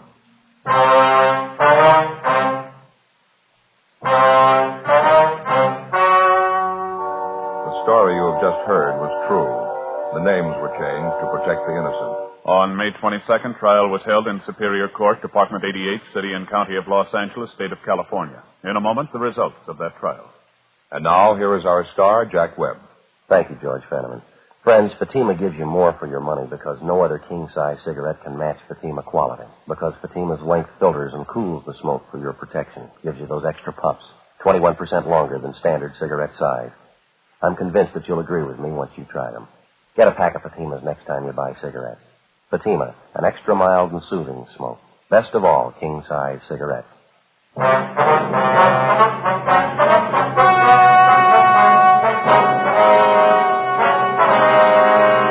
Jacob Allen Gleason was tried and convicted of murder in the first degree and was sentenced to a life term in the state penitentiary. George Delano, Mike Filmer, and all other principals were found guilty of violating the municipal code 43.01, gambling, and received sentences as prescribed by law. George Delano and Mike Filmer were sentenced to 6-month terms in the county jail. Others received proportionate sentences. Ladies and gentlemen, Mr. James Fox, Director on the Executive Board of the Mystery Writers of America. Tonight it is with a great deal of pleasure that I, speaking for the entire membership of the Mystery Writers of America in all fields, present the Edgar Allan Poe Award for the second consecutive year for the finest radio presentation in its class, Dragnet. To you, Jack Webb, and your fine group of technicians responsible for the overall production of Dragnet, we present this statuette of one of the immortals in the field of mystery, Edgar Allan Poe. Thank you very much, Mr. Fox, and thanks also to the membership of the Mystery Writers of America. And standing by to receive his award, also for the second consecutive year, as the outstanding radio writer in his field, and for the consistent job he does on Dragnet, Jim Moser. Here is your statuette. Thank you very much, Mr. Fox. Ladies and gentlemen, it's seldom indeed when the writer of any radio show receives his just and due acclaim. It's with the greatest of pleasure that we accept the Edgar Allan Poe Awards, as it is primarily a writer's award. All of us who've had a hand in bringing Dragnet into your homes each week are proud of our writer, Jim Moser. For as anyone in radio will readily go on record by saying and knowing that you're only as good as the script you read. So it's with deep gratitude that we receive the MWA Award, which best illustrates and confirms the high opinion which we all hold of our writer, Jim Moser. Thank you, Jack, and I'd like to express my special appreciation to our technical advisors from the Los Angeles Police Department, without whom none of this would be possible.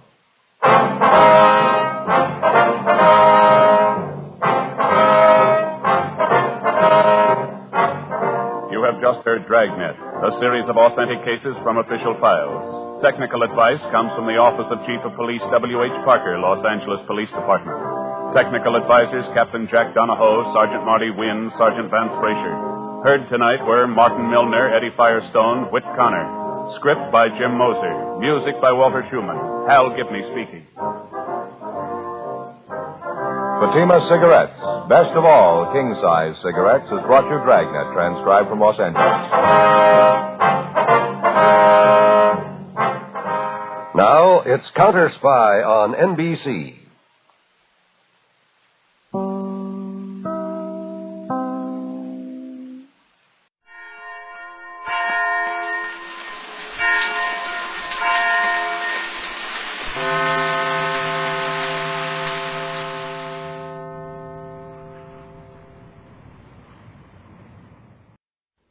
This one's about Pete Kelly.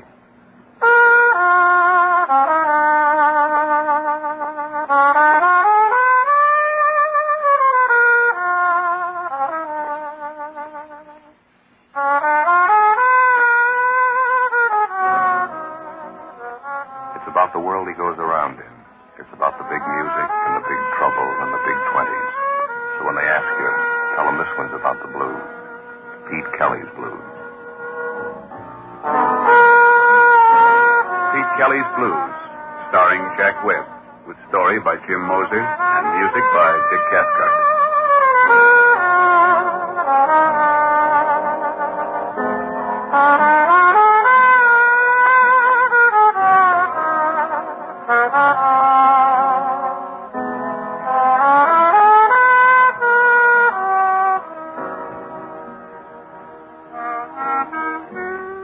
My name's Pete Kelly. I play cornet. You'll find us at 417 Cherry Street, Kansas City. It's a standard speakeasy. We got 35 cases of cut whiskey and a 7-piece band. We start every night at 10 and we play till 6 in the morning. not much, but the contract runs out in June 1924. After that, there's a place in South Chicago that may take us.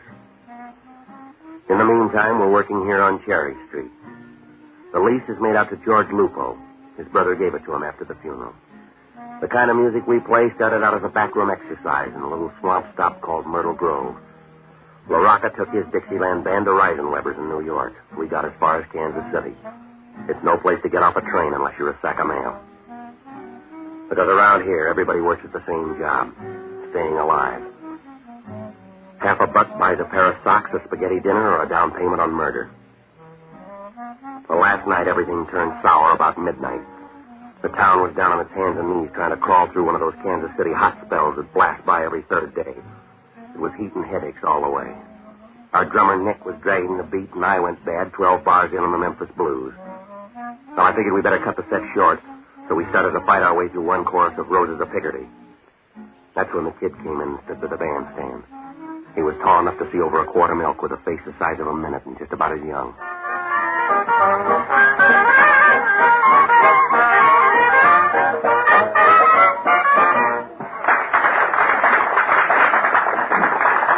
All right, let's get off for a while. Who's your friend, Pete? I don't know, but he must be tone deaf. Mr. Kelly! Yeah, son. I heard you play. You sound good. We've been better. What's on your mind? Father Cronin sent me to see you. Are you doing a little missionary work? Oh, no, sir, nothing like that. I'm an olive boy over there. Father calls me Little Jake. I sure got you working the late shift. I've been trying to get a hold of you all day. Father wants a favor. I'll make it a small one. I'm all out of the big one. And he just wanted to know if you could come by St. Timothy's and see him. He said tomorrow morning right after the 9 o'clock. Okay. Tell him he keeps terrible hours. I'll be there. Thanks, Mr. Kelly. Hey, Kelly. Yeah, that's right. Tell the kid goodbye. He knows his way out. Should I go, Mr. Kelly? Beat it, kid. Yes, sir. Goodbye, Mr. Kelly. Yeah, goodbye, Jake. You got someplace private? We'd like to talk. This is my office. Now listen hard, Bright Eyes. There's enough gun in this coat to blow you right through the wall. I'll take your word for it. We coming in nice and you get funny mouth. Now you got someplace we can talk. I can't leave. I got to do a number. Do it. We'll be right here about 10 feet from your stomach. Yeah. All right. Let's go. You look sick, Pete. What's the matter? I feel fine. Who's sorry now? Everybody ready? Let's go.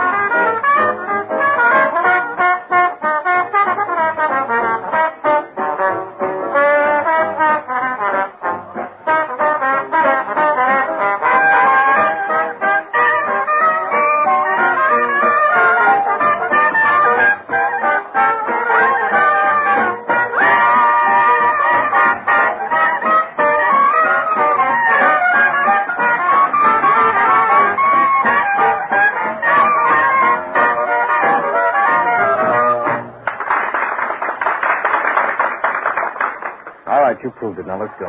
Yeah. Keep them going, Red. How many shall we do, Pete? If this works out, about 10 minutes worth. Let's go. The alley will do.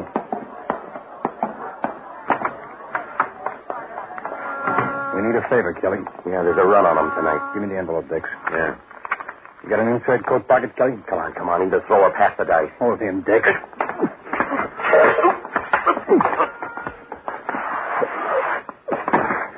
Pull him up, Dix. Come on. Up. Yeah. Now, this is how. Here's an envelope. It goes in your inside coat pocket and it stays there until 6 o'clock tomorrow night. You don't open it, you don't mess with it. What happens at 6 o'clock? You'll be the first to know.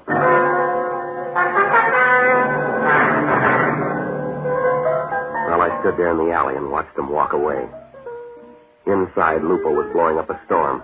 Something about paying for a 7-piece band and only having 6. Well, it wasn't worth trying to get back on the stand. I got a cab and went up to my room. I tried to get to sleep. It was no good.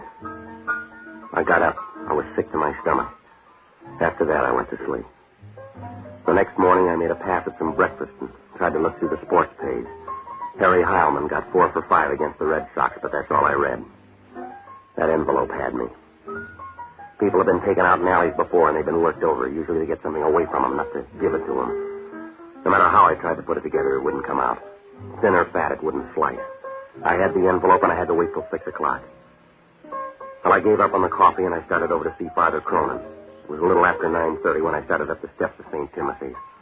I figured Mass was almost over, so I hung around in the vestibule for a couple of minutes, trying to look like a part-time bell ringer. Hi, Mr. Kelly. Hello, Jake. Father's back in the sacristy, Mr. Kelly. He said for me to show you the way. They move it? No, sir. All right, Jake. Show me the way.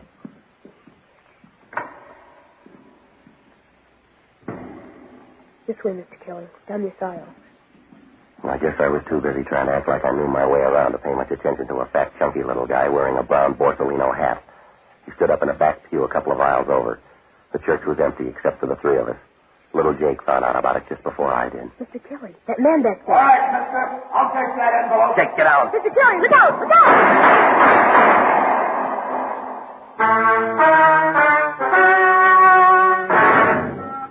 Well, in Kansas City, you learn early to look for trouble. Any place, any time. But this is the first time it caught up with me in the middle of a church. The last 3 shots were a waste of money. Jake went down like young wheat in a hailstorm. When I grabbed for him, I hit my head on the base of a marble pillar. I lost the edge right there. By the time I hit the street, he was gone. I guess I covered every alley and street in the neighborhood. But it was like trying to wash a pail of dirty water. I don't know how much later it was when I stopped for a minute in an empty doorway and tried to remember what I was chasing. Well, a siren was crying off somewhere in the distance, and I started back for the church. The coroner's wagon was just pulling away as I got there. I didn't see Father Cronin around, so I went back to the rectory and rang the bell. He came to the door in his shirt sleeves. He stood there for a minute just looking at me. And then he motioned me inside. In here. Sit down.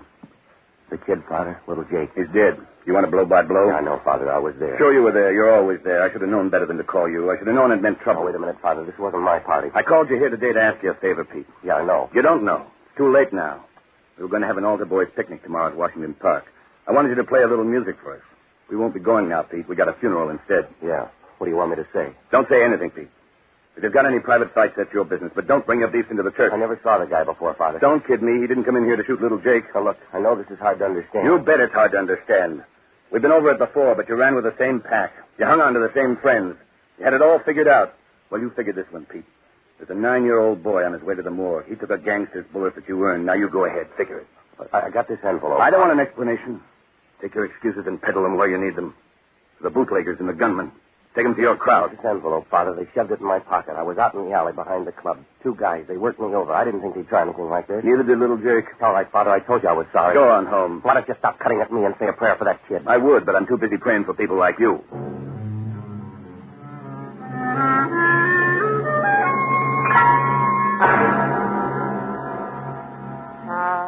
Well, you couldn't blame him. How do you explain away a dead kid lying in front of an altar rail? All I could offer was a 2-cent envelope in my coat pocket and a wild night in an alley.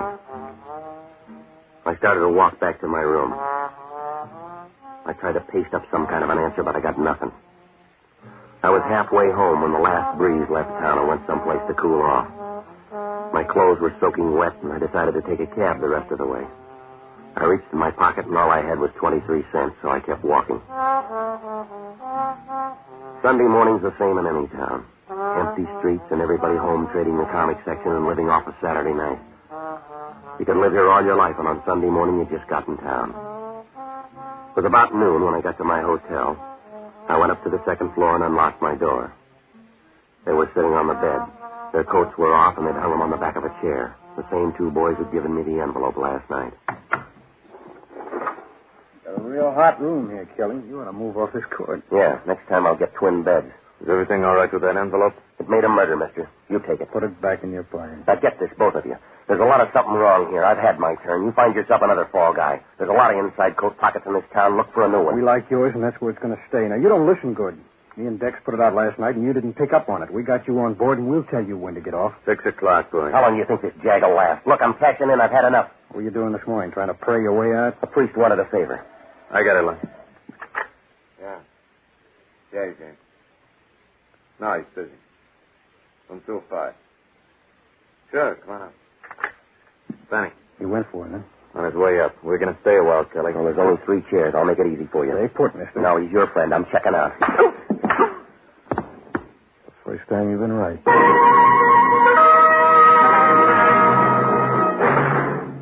Well, it happened so fast I didn't even see his arm move. My knees buckled and I pitched forward. I don't know how long I laid there, but when I opened my eyes, the afternoon sun was almost gone. What was left of it was bleeding through a rip in the blind. Well, I could hear somebody breathing hard like a fat man on a hot day, and when I rolled over, I saw him. A tough prohibition agent by the name of Cage. The weather didn't make any difference to Cage. He always looked that way. His collar was wilted, and it looked like Arrow's first try. His necktie was pulled down, and the knot was twisted. The heat had worked him over so that the front of his shirt was splotchy and damp. Reminded you of a first grader's map of the world.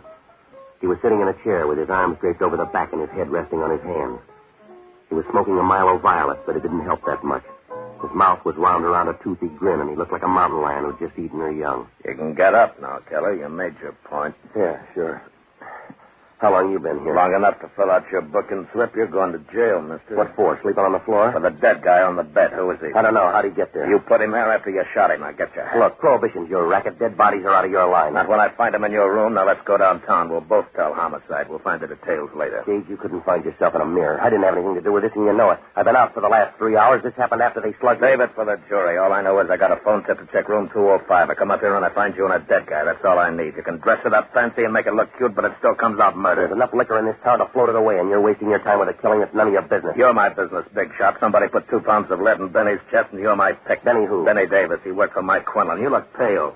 Yeah, I'm just beginning to feel the squeeze. Mike Quinlan on one side and those 2 trigger men that you let walk out of here on the other. You got it, and I'll be turning the handle. Now, before you start worrying about your picture in the paper, you better turn up the 2 guys that were here with me. That part of the same dream? They gave me an envelope to hold for them. The price on it's going up with a minute. A 9-year-old kid died for it, and this guy here on the bed. That's a good story. Do you write him down or just make him up? Look, you got nothing on me, and I haven't got much time. I'm leaving you. That's all right. I call downtown. The minute you hit the street, they'll pick you up. In the meantime, you better come up with more than you got. They don't hang you in this state on a hunch. I'm going to check this room over. I'll find all we need. You couldn't find your head with both hands. Goodbye, Cage. All right, you got till midnight, big shot, and then I'll be around. Yeah. I'll have it all set up. All we'll need is time to run the extra.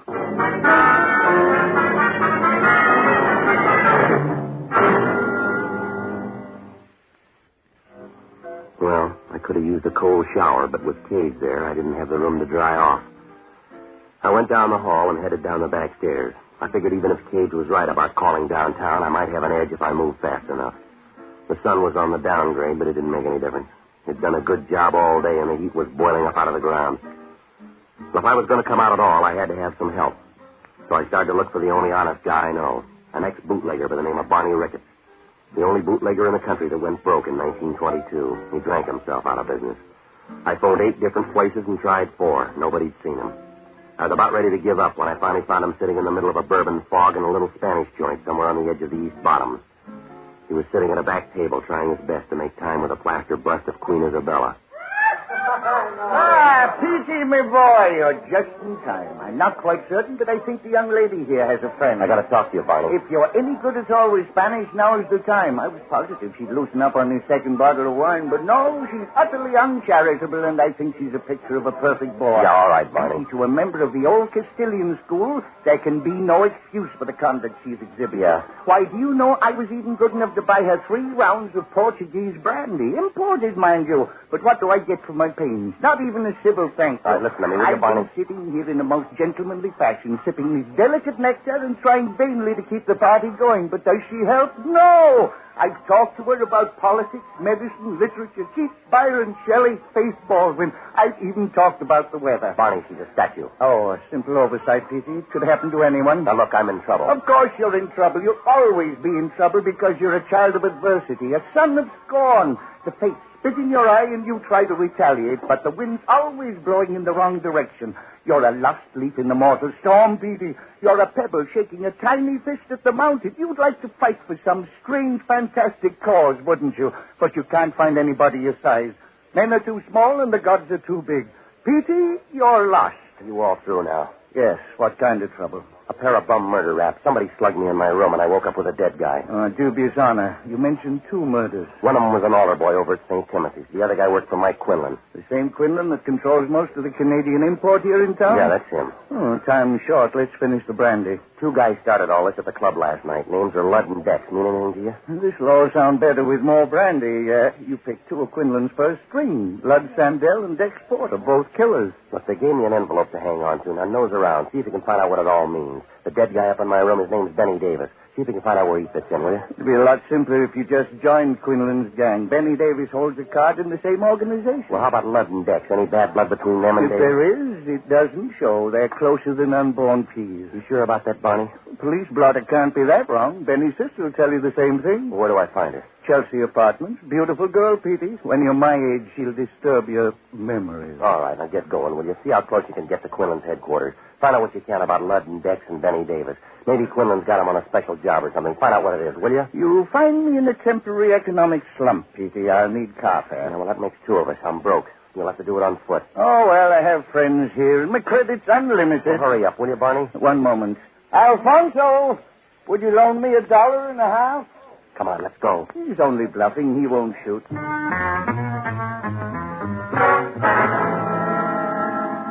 Well, Barney headed down toward Bale Street from Mike Quinlan's place, and I started cross town for the North End and the Chelsea Apartments. I couldn't begin to work it out. If Dex and Ludd were such good friends with Benny Davis, why did they kill him? And if they didn't do it, who planted his body in my room and why?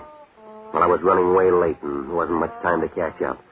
I finally found the Chelsea Apartments on the corner of Stocker and Bales, with an old 3-story wooden frame. I checked the mailbox, and Louise Davis was down for apartment 17. Well, inside, the hallway was dark, and a couple of gas jets were smoking up the ceiling. There was a potted palm by the foot of the stairs, and it looked like it was growing out of old gum wrappers and cigar butts. Apartment 17 was at the rear of the first floor. She answered the door, and you could tell right away Barney was right. She was pretty, and she had enough smile to last you for years. Yes? You Louise Davis? That's right. I can do better for you. You're Pete Kelly. I've heard you play. Yeah, well, so far you're batting 1,000. Can I come in? Yeah, sure. You didn't bring your band, so it must be a social call. I'll make this short. It's about Benny. What about him? That's what I want to know. He's got a couple of friends. I got to know about him. Then he isn't that popular. You mean Ludd and Dex? They'll do. They got trouble, and they're cutting me in. What kind of trouble? No, I'm not sure. That's why I came to you. I can't help you. They never tell me what they're doing. Well, they gave me an envelope. They told me to hold it till 6 o'clock tonight. You haven't got any problem. You'll know in an hour. Yeah, well, maybe I'm tired. I want to know now. I'll take any leads you got. They found out I told you this. They might not like it. They got some kind of a beef with Quinlan. Does Mike know about it? I wouldn't know. I just heard him talking one night. They're not happy with the money Quinlan gives them. They got any plans? I don't think we've got to talk about this.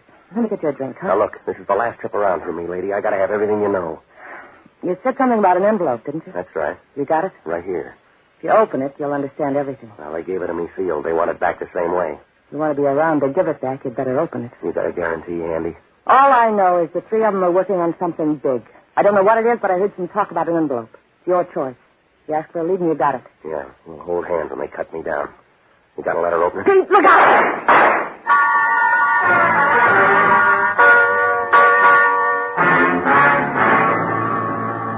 Well, it all happened faster than a Mexican divorce. Louise Davis was dead before the echo left the room. Well, I got to the window, but whoever did the shooting was gone. I grabbed the envelope, and on my way out, I took another look at her. There wasn't anything left but the smile. I cut through a couple of back lots and down an alley. I stopped in the doorway and opened the envelope. Inside was a handful of typewritten sheets. Looked like a lot of headache for 5 pieces of paper. And then the bell rang. 2 of them were consignment slips for 8,000 gallons of high-grade Canadian whiskey. The other 3 slips were detailed breakdowns for a convoy of trucks. They showed special truck routes over the Canadian border into the States to miss the hijackers and the prohibition agents. They showed a day-by-day schedule for each truck on its trip down from the border. Well, it's not too tough to hijack a load of booze, but when you got it laid out right down to the time, the place, and how many bottles, it's like money in the bank. Well, I knew right then why the envelope meant so much to Ludd and Dex. What I couldn't understand was where they got it. Why they gave it to me to hang on to. Well, maybe they were working for Quinlan, but why didn't he have the papers, and why weren't they in his safe? Mike had a big one. Well, the questions were still piling up. There was an outside chance, but I couldn't stand still, so I crossed over to the Kansas side and headed down Boulder Road to Fat Annie's place. Maggie Jackson did two things good. She sang the blues better than the guy who wrote them, and she could pick up an idle rumor at 3 miles. Hi, Pete. Maggie, what do you know? I knew you'd be here tonight. You always come in together. Trouble and Pete Kelly. Yeah, I know. I never come around except when I need something. As long as I have it to give, you got it. It's Mike Quinlan that's time in. Well, that's part of it. I'm in it up to my ears. You got an envelope, I heard. Yeah? Mike Quinlan and some of his boys have been here about an hour ago. They tore the paper off the walls looking for you and Dex and Lud. Dex and Lud? Mike wants all 3 of you. Yeah? Anything else? No. Bonnie Ricketts called for you. Did he leave a number? He's still waiting on the phone. I took the call. He said you'd end up here, so he just hung on. Well, I'll get it right now. Yeah, the boss is kind of mad. The phone's been tied up for 2 hours. All right, thanks, Maggie. Sure, and good luck, Pete.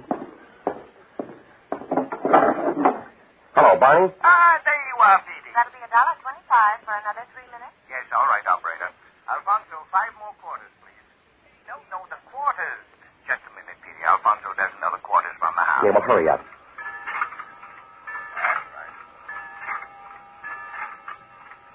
Thank you. Now then, Pete.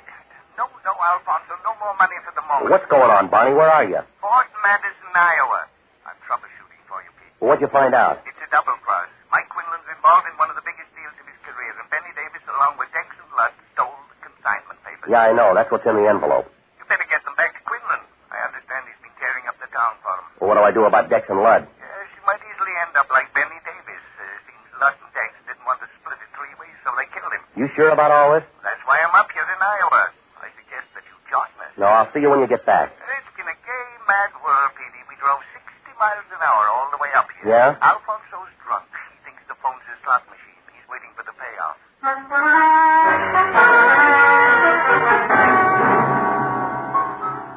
Well, as soon as I hung up the phone, everything fell into place.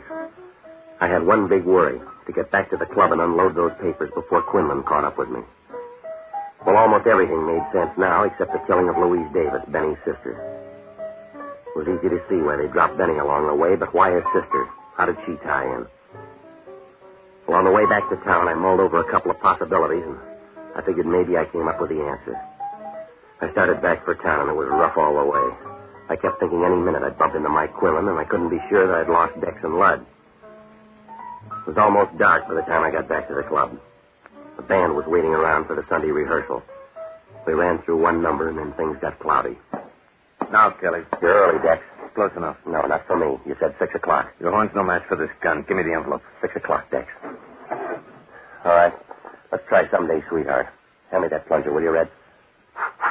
I'll give you the pickup.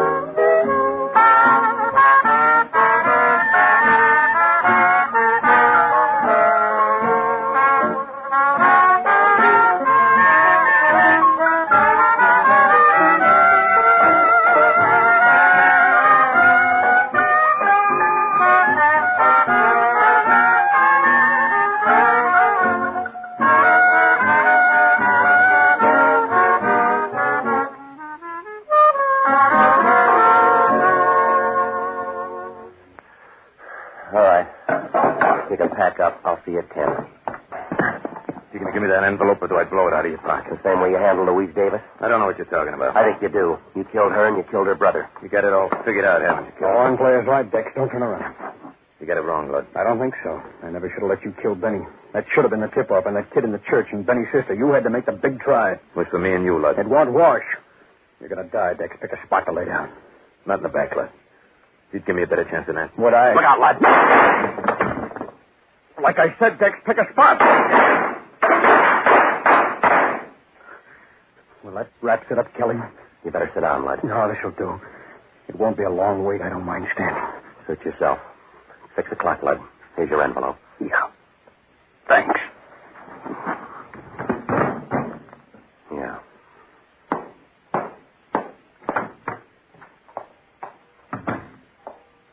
Hello, Pete.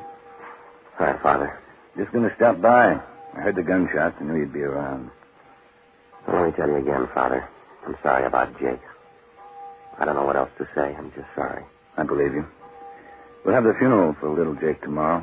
Maybe you want to stop by. Yeah. Some things never figure. A 9-year-old kid shot down. No reason for it. None in the world. 9-year-old kid. It's done, Pete. Don't waste your pity on little Jake. He's got a big lead on both of us. I don't get you, Father. You and I should die as good as a 9-year-old.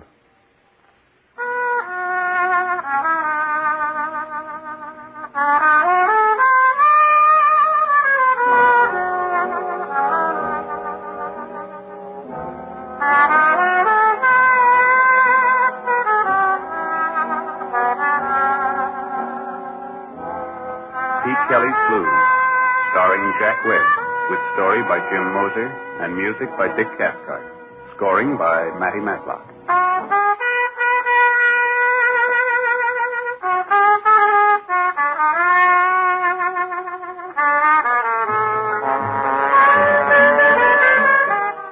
The music of Pete Kelly's Big Seven consists of Dick Cathcart on cornet, Matty Matlock on clarinet, Nick Fatul on drums, Ray Sherman on piano, George Van Ness on guitar, Judd Burnett on bass, Mo Schneider on trombone. The songs of Maggie Jackson were written by Arthur Hamilton.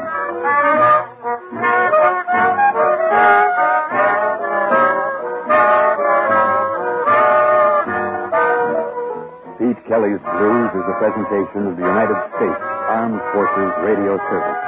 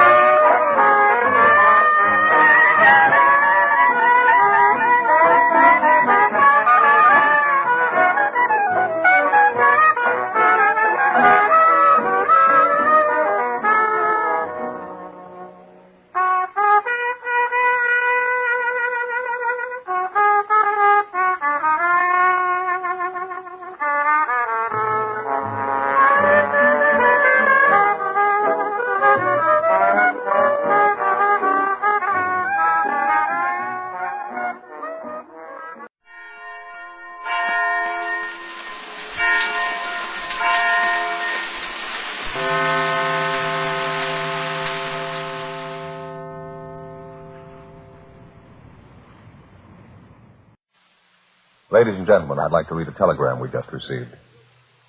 Final ballot tabulation shows Dragnet has won Michael Award for Best Radio and also for Best Television Mystery Program in 1952.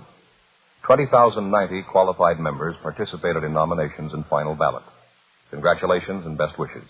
Ed Bobley, President, Academy of Radio and Television Arts and Sciences.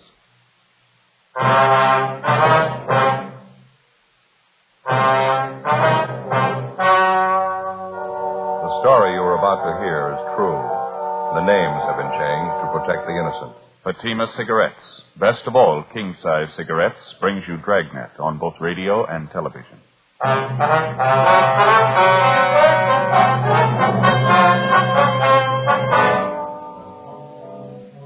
You're a detective sergeant. You're assigned a robbery detail. A United States mail truck is held up and robbed. 22 sacks of registered mail are taken. The holdup men escape. There's no lead to their identity. Your job? Get them. Compare Fatima with any other king-size cigarette. Yes, compare Fatima with any other king-size cigarette. 1. Fatima's length filters the smoke 85 millimeters for your protection. 2. Fatima's length cools the smoke for your protection. 3. Fatima's length gives you those extra puffs, 21% longer than standard cigarette size. Fatima gives you more for your money. And in king-size Fatima, you get an extra mild and soothing smoke, plus the added protection of Fatima quality. Buy Fatima in the bright, sunny yellow pack. Best of all, king-size cigarettes.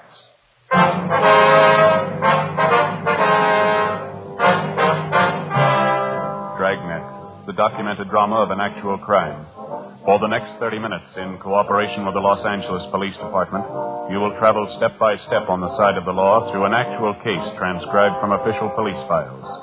From beginning to end, from crime to punishment, Dragnet is the story of your police force in action. It was Monday, August 4th. It was hot in Los Angeles. We were working the night watch out of robbery detail. My partner's Frank Smith. The boss is Captain Didion. My name's Friday. I was on the way back from communications, and it was 11:05 p.m. when I got to room 27A, the squad room. That's it. There wasn't anything else to do. Some had a gun pressed right up against the back of my head. I didn't dare make a move. All right, Bud, take it easy. Joe? Nothing yet. The broadcast and the APB are out on him. How you feeling, Houston? Not bad. Still a little shaky. How about my partners, Frank and Adolph? Are they hurt bad? No, a couple of bad bumps in the head. They'll be all right by morning. Doctor's treating them now over at Georgia Street. Can we talk to him tonight? Doctor doesn't think it'd be a good idea. We can wait till morning. You look a little pale, Houston. You sure we can't get you something? No, I'll be all right. Still a little shaky, that's all. It's the worst scare I ever got in my life. Thought I was gone for sure. How about a glass of water? Yeah, okay, if you got it. You bet. You got a penny, Frank? Yeah. Okay.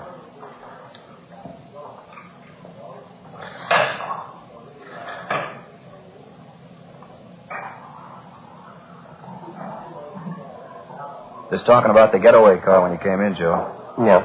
Look, Houston here is pretty sure he was right the first time. It's a dark blue sedan, late model. Mm-hmm. Any idea at all what make it was, Bud? I wouldn't like to say definitely. I don't want to mix you up. I got half an idea it was a GM car, maybe a Buick or an Olds. I can't say for sure, though. Well, here's your water. Oh. You didn't get a look at the license, huh? You sure of that, are you? No, I didn't see it at all. The whole thing went too fast for me. I appreciate this. I got it. Robbery, Smith. Yes, sir. Oh, yeah, Inspector. Uh-huh. Yeah, I see. Yeah, we'll be here for a while. Yeah, 27A. Right, thank you. Goodbye. You got it. Post Inspector Joe. He's on his way over now. That's fine. Hey, Bud, when you started your run with that mail truck tonight, you have any inkling at all that there was something wrong? I don't think I get you, Sergeant. What do you mean? Well, did you happen to notice anyone suspicious hanging around the post office out by the loading platform, maybe? No, buddy. How about on your way to the Union Station? You notice any cars following your mail truck there? No, if they were, I think I'd have noticed it. I usually keep an eye out when we're making a run. It's a habit I got into, I guess. How long you been driving a mail truck, Bud? About 5 years. I've only been handling the registered mail the last couple of months, though. Did your truck leave the post office on schedule tonight? Yeah, right on the dot. We followed the other trucks out. You see, the trucks that pick up the ordinary mail, they leave first, and then our truck leaves right after them. We only handle registered stuff. I see. The same routine tonight, no different. You're the driver of the truck, that right, Bud? Yeah, that's all I do is drive. Frank's the clerk, Adolph's the guard. That's regulations. On trucks that handle just the straight mail, the driver's the only one aboard. Registered mail trucks got to have 3 men, the driver, the clerk, and the guard. Yeah, we know. You usually drive the same route from the post office to the Union Station, Yeah, we go the same way every night. Straight down Temple Street, turn right and go down Ferguson to Alameda, then over Alameda to Union Station, make the pickup or the delivery, and then we come back the same way to the post office. And that's the route you followed tonight, huh? Yes, sir, that's it. Only we didn't make it back this time. I'd like to make sure we got this straight now, Bud. Do you mind checking us out on exactly what happened from the time you got to the Union Station? No, I don't mind. Well, try to relax if you can. Just take your time. Try to remember everything, will you? Say, would you mind very much if I called my wife first? I know I'm going to be late getting home. I don't want her to worry. You bet. Go right ahead, Bud. What's your number? I'll dial it. Thanks. It's Pleasant, 29321. Okay. You got a family, Bud? Yeah, 3 kids. Mother-in-law, too. She lives with us. Here you are, Bud. Oh, thanks. Lorraine? Oh, hi, Mother. Did I get you out of bed? No, nothing's wrong. I just called to say I'd be a little late tonight. I didn't want Lorraine to worry. No place? Oh, I'm not in a bar. Why do you have to say things like that? That's the way you feel all right. Just tell Lorraine, will you? Hello? Mother-in-law, they never get off your back. I'm sorry to interrupt, officer. It's all right, Bud. You want to go ahead now? Let's see. You wanted to know what happened after we left Union Station? Yeah, that's right. What time was it when you left the station? Right after we loaded the mail sacks on the truck, 28 sacks, all registered. We took off. What time was that? Scheduled time, 9:56.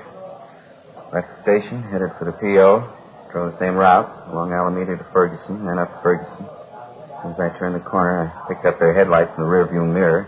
Then they started crowding us. I knew something was wrong. Too late to do anything. They pulled up alongside, forced you into the curb, then? Yeah, the darkest part of the street, too. It was a big sedan, I know that, a four-door job. Dark blue, and it was a late model, I'm sure. You notice anything special about the car, Bud? I mean, maybe a dented fender, some special accessories on it, anything like that? No, nothing I'd be sure about. I was too busy trying to keep going, get out of their way. I didn't have much of a chance. They forced us up on the sidewalk. I saw a telephone pole coming at me. I had to stop. What happened then? I threw a bright spotlight on it. Blinded me for a minute. These three men got out of the car and came at us, guns in their hands. It all happened in a couple of seconds. I was never so scared in my life. Did you get a good look at any of the men? No, I didn't. It was pretty dark. The place they stopped us at. I couldn't be sure I'd recognize any of them if I saw them again. Well, what'd the men do when they came up to the truck? Put their guns in our face, made us get out of the truck and climb into their car, the blue sedan. And one of them got in the mail truck behind the wheel. His name was Sid. I heard that. One of the men said, "Follow us in the truck, Sid. You know where to go." That's what he said. You happen to hear any other names? No, that was the only one. And Sid seemed to be the boss. He was giving the orders anyway. They put you and your two partners in the back seat of their car? Yeah, and the two thieves were in the front seat. One drove and the other held a gun on it. He kept the lower part of his face covered with a handkerchief. You could see the mail truck following a little ways behind us. Mm-hmm. They drove you straight down Alameda, is that right? Yes, sir. Like I told you before, I think it was about a mile and a half. And they turned off right into that alley by the warehouse, same place you found us. Uh-huh. I figured that was the end. Got us out of the car, Frank and me and Adolph. Made us line up against a brick wall there, hands up in the air, facing the wall, and then they opened up the back of the truck and transferred the mail sacks to their car. Well, any conversation while all this was going on? Not too much, no. You see, one of them, I think that was Sid. He covered us with a gun, a shotgun. The other two moved the mail sacks from the truck to the car, and every once in a while the Sid would tell them, "Come on, faster, we're short on time." I think that's what he said. Well, why'd they slug your two partners, this Frank and Adolph? Any reason for that? It's coming to that. You see, when they got all the mail sacks in their car and they were ready to pull out, the other two guys came over to Sid, and one of them said, "What are we waiting for? Let's kill him and get out of here." Yeah? Well, right away, our clerk, Frank, he began pleading with him not to kill us. I guess Frank was thinking of his wife and his little kid. Mm-hmm. How'd the thieves react? Well, they slugged him, cracked him with a gun, and hit him a couple of times. Frank went down. He started crying. Just a young kid, you know. Yeah, I know. Well, this other guy told Sid again. He said, "Come on, let's kill him. Let's get out of here." He's the one who had something wrong with his voice. It was real husky, you know, like he had a cold. Go ahead. Well, I got to say, this Sid wasn't much for killing us. He told the other guy he didn't think they ought to kill us because they'd set him up for a murder rap besides mail robbery. The other two guys told Sid, "What's the difference? If we're going to rob the mails, we might as well go all the way." And they argued about it a minute or so. Yeah. And my other partner, Adolph, he began to plead with him. He said, "Please don't kill us." I was sick to my stomach. I couldn't even talk. What'd you say? I said I was sick to my stomach. I couldn't even talk. Is that when they slugged Adolph? Yeah, this Sid slugged him. He hit him worse than he did Frank. He kept beating him and beating him. I still hear it. I just got sick. Well, make a long story short, this Sid finally said, "We'll give him a gambler's chance. We'll toss for it." Huh? That's just what he said. He said, "We'll toss for it." And he says, "Hey, you." And he motioned to me. He said, "I'm going to toss a coin. You call it. If you lose, we kill the three of you. If you win, we don't." So help me, it's the truth. I didn't know what to do. I tried to talk them out of it. Yeah. They wouldn't listen. The Sid told me either I called it or they'd kill us then. Took a coin out of his pocket and flipped it in the air. I called heads. Guess I don't have to tell you. I won. Something you for the book. How'd it go after that, Bud? He tied up the three of us and drove off in their car. About 15 minutes later that night, Watchman found us and called you fellas. And you know the rest. And you're sure you wouldn't be able to identify any of the hold-up men if you saw them again? No. You're real sure? No, their general build, that's the only thing I'm sure of. This fellow Sid was tall on the thin side, about 45, 50 years old. The other two were fairly short, stocky. Like I told you, that one fellow's voice, deep and husky, I think I'd know him if I heard him talk to Jim. Excuse me a minute. Robbery Friday. Yeah, Walt. How's it going? Uh-huh. Yeah, not much doubt. All right. Fine. Yeah, fine. Well, getaway car, they just found it. Where'd you? Up in Elysian Park, just off Riverside. What about the mail sacks? They find them, too? Yeah, every one of them. Empty.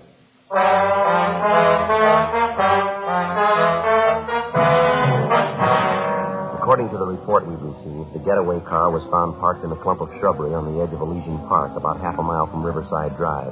All of the 28 registered mail sacks were found scattered in and around the car, and with the exception of a few pieces of mail, the sacks were empty. A crew from the crime lab was dispatched immediately to the scene to check the car and the mail sacks for fingerprints and to cover the entire area for physical evidence. The mail truck was also gone over for prints at the point where it had been located. The officers at the scene, Sergeants Bitteroff and Gonzalez, continued the investigation on their end. 11:50 p.m. After the inspector from the post office department arrived, we continued our interview with Bud Houston, one of the 3 victims of the mail truck robbery. We ended the interview a few minutes after midnight, and Houston was driven to his home.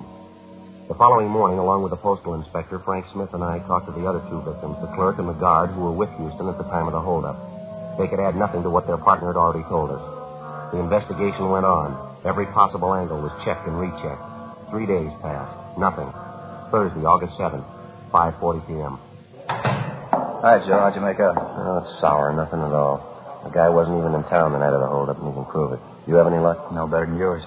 I might just as well have taken the day off for all the good we did. Nothing from the stats office, huh? No. Last one we asked for won't be ready till tomorrow. It's getting a little embarrassing, Joe. We got them checking practically every robbery card they've got. M.O. description, only a few of them come close. We've already ruled them out as possible. The one you just checked on, that was the last. About does it. Might as well close up shop for the day, huh? You ready? Yeah, let's go. All right. I'll sign us out. All right.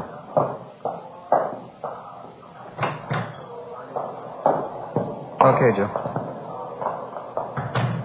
That mail truck driver, Houston, he and his partners were in checking through our mug books again this afternoon. Oh, yeah, I forgot about that. Did they come up with anything? Well, they spotted one mug shot, parolee from Quentin, only a partial ident. 3 of them couldn't even agree on that. I checked on the man. He's back in Quentin for a month. I can't say the 3 of them aren't cooperative. They've sure been working for us, haven't they? Hey, Joe, you in a hurry? How about watching up? Yeah, all right. Been a long time since we've had one start as slow as this one. We'll run into worse, Frank. I mean right from the start, Joe. We find the getaway car, plenty of prints on it. Can't get a make on any of them. Yeah, no. Find out the car was stolen. We check the owner, location, leads nowhere. Prints on the steering wheel of the mail truck, parts of the mail sack, still no make. How tough can it get? Well, they might have something when their kickback comes through from Washington. The holdup men weren't amateurs. We know that. Joe, you checked with Gonzalez and Bitteroff today? I didn't see him. Yeah, they're not doing much better than the rest of us. They got an informant out on the thing. He's supposed to have some work for him tomorrow and a couple of possibles. Say, how about the money taken from the mail they got? List of the serial numbers on the bills going out to everybody? Yeah, revised list went out late last night. Copy sent all over the country. Right? Yeah, Mac, right here. Call for him. Okay, thanks. Be right there. Okay? Let's go. All right. Hope this call means something, Joe. Wouldn't mind going late tonight. What do you mean? My sister-in-law, Florence, she's having me and the wife over for dinner, some kind of fancy pork dish. What's the matter with that? She never cooks anything until it's done. She likes things raw. Oh, that's so? Imagine what that roast pork's going to be like. We'll all end up with trichinosis. Yeah. Go ahead. Mac? Which one, Mac? I want 2, Joe. Thank you. Friday talking. Yeah. Oh, yeah, John. You sure checked. Okay, fine. About 20 minutes. 20 minutes, yeah. Right, thank you. Anything, Joe? Wilshire detectives. They got a petty theft suspect out there now named Cecil Grant. Picked him up this morning. What about him? Well, he had a $20 bill on him stuffed down in the corner of his pocket. Yeah? They checked out the serial number. It's on the list. 6:05 p.m. Frank and I got in the car and drove out to Wilshire Station, where we double-checked the serial numbers on the $20 bill taken from the petty theft suspect, Cecil Grant.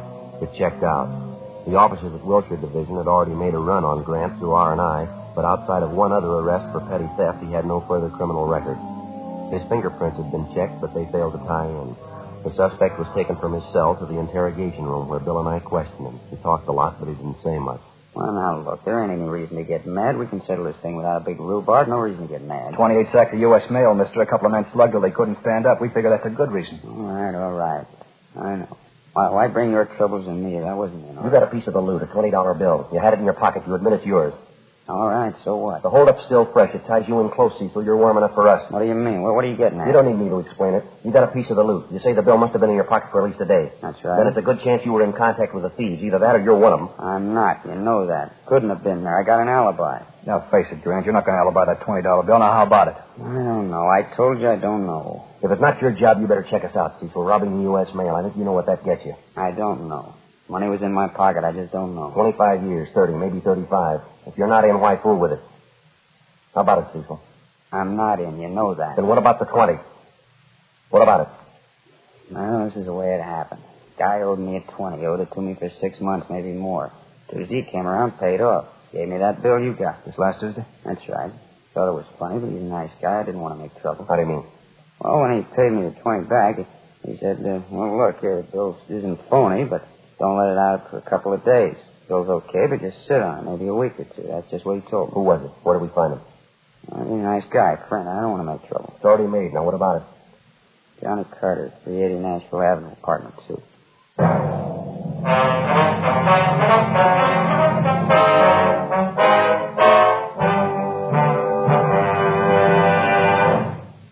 You are listening to Dragnet, authentic stories of your police force in action. Because of its quality, Fatima is the one king-size cigarette that stands out.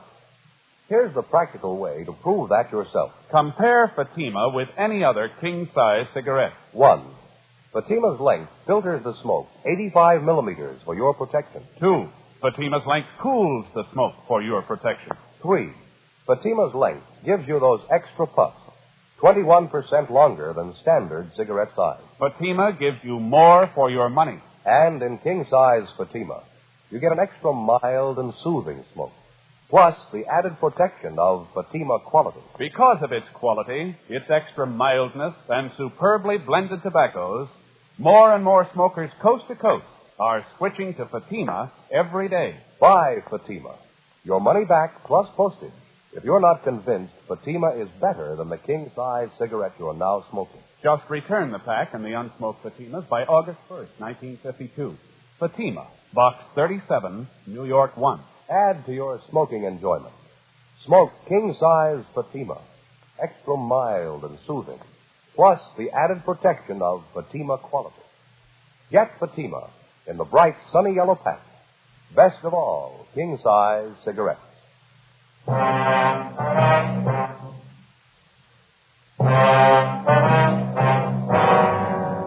August 7th, Thursday, 6:55 p.m. We called R&I, but they had no make on the name John Carter. My partner, Frank Smith, and I left Wilshire Division and headed out to check on the address given us by the theft suspect, Cecil Grant. The 300 block on Nashville Avenue was in West Hollywood, just below Melrose. Number 380 was an aging two-story apartment house. The architecture was old Spanish, a relic of the mid-20s. The name John Carter appeared on one of the mailboxes, but when we rang, there was no answer. We contacted the apartment manager, and he told us John Carter worked at night at a downtown garage. Along with the manager, we went up to the second floor and checked through the suspect's apartment. We found nothing to indicate that he'd taken part in the mail holdup. After a routine interview with the manager, we got the name and address of the garage where Carter was employed, and we left. 8:23 p.m. We pulled up and parked half a block away from Carter's place of employment, an all-night service garage on South Figueroa. Frank waited in the car, and I headed up the block alone toward the garage. In the event Carter was one of the mail truck holdup men, there was a possibility his two Confederates might be employed at the same place he was. If this was the case, we didn't want to tip him off.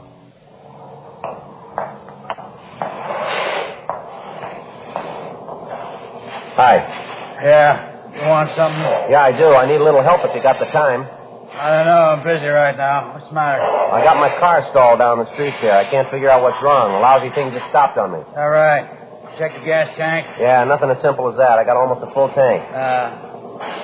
Well, I hate to bother you. You think you could come down and take a look at it? It's not far, just a half a block down the street. I'm pretty busy. You can see that. I don't know. Sure appreciate it if you give it a look. I'm not much of a mechanic myself. Probably something real small. My car's almost new. I don't know. Just a minute. All right. That's going to have to do. It's 2.5 service charge. I have to leave the garage. I guess you know that. Okay, that's all right with me. I got to get that car started. You pay in advance. We've had too many hassles on this before. Okay.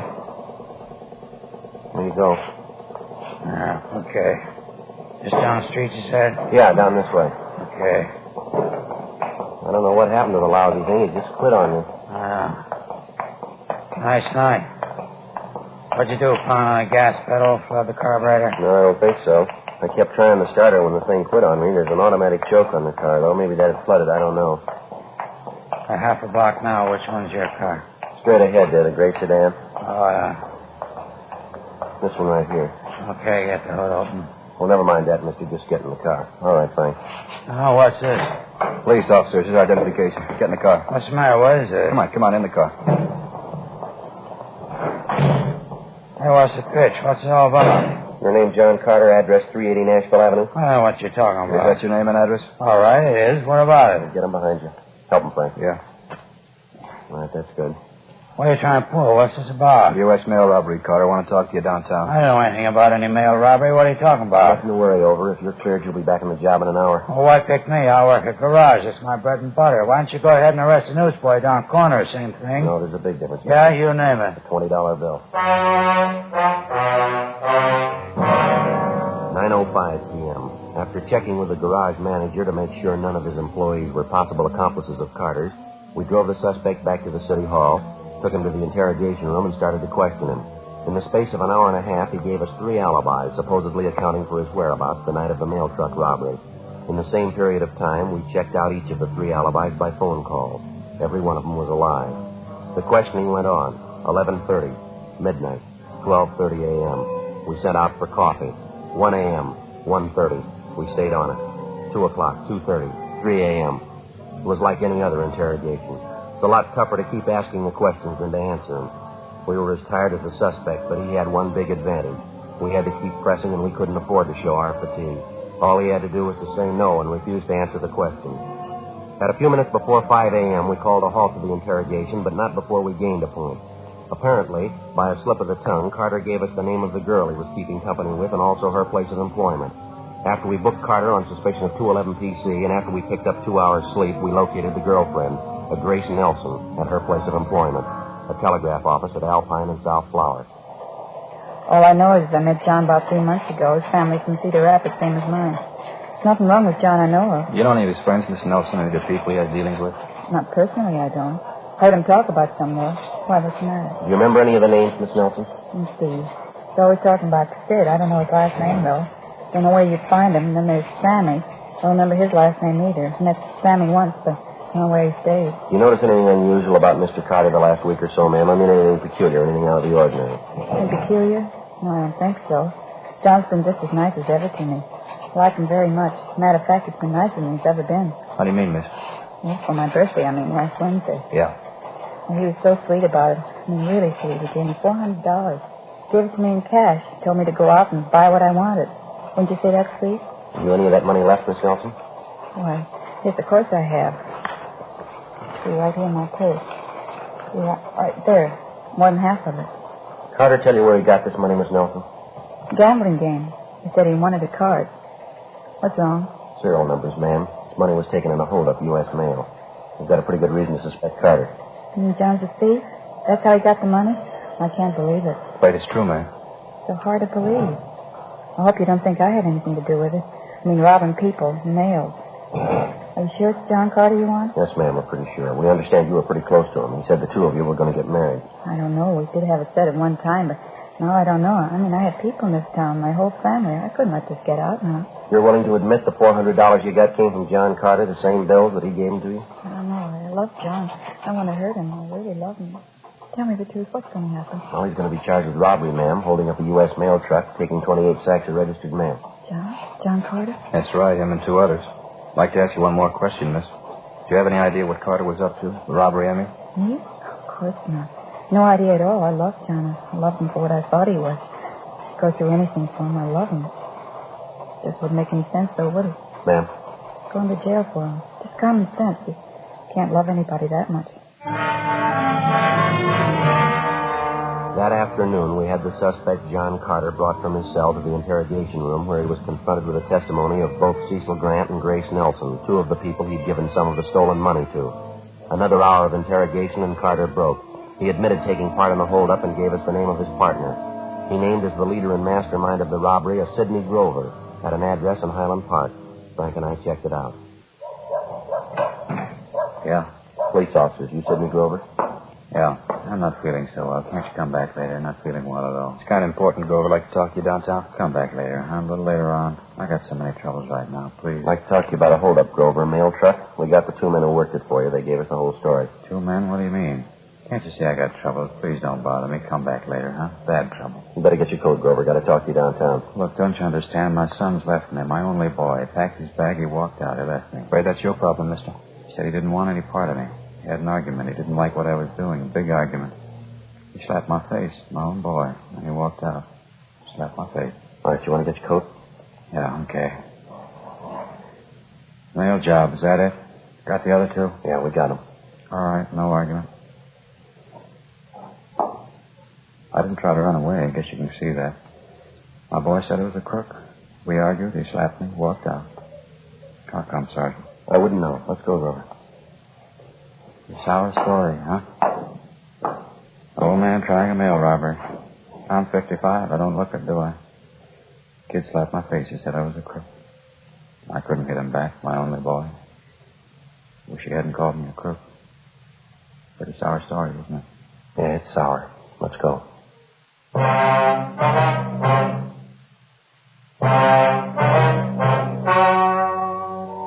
story you have just heard was true. The names were changed to protect the innocent. On November 29th, trial was held in Superior Court, City and County of Los Angeles, State of California. In a moment, the results of that trial. Now, here is our star, Jack Webb. Thank you, George Fenneman. Friends, there's one thing I'd like you to remember the next time you buy cigarettes. Fatimas give you more for your money. That's because no other king-size cigarette can match Fatima quality, and because Fatima is 21% longer than standard cigarette size. That added length means that Fatima's extra mild and soothing smoke is cooled and filtered for your protection. Get a pack tomorrow and compare them with the cigarettes you've been smoking. Fatima, best of all king-size cigarettes.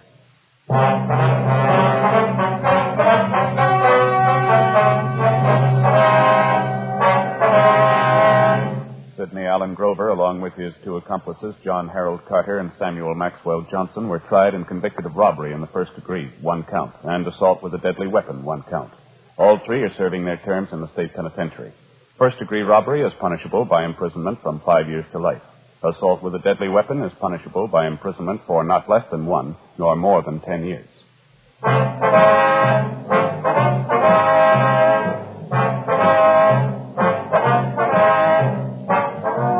You have just heard Dragnet, a series of authentic cases from official files. Technical advice comes from the Office of Chief of Police W.H. Parker, Los Angeles Police Department. Technical advisors, Captain Jack Donahoe, Sergeant Marty Wynn, Sergeant Vance Frazier. Heard tonight were Herb Ellis, Dick Perrin, Inga Hollis. Script by Jim Moser. Music by Walter Schumann. Hal Gibney speaking. Fatima Cigarettes, best of all king-size cigarettes, is brought you Dragnet, transcribed from Los Angeles.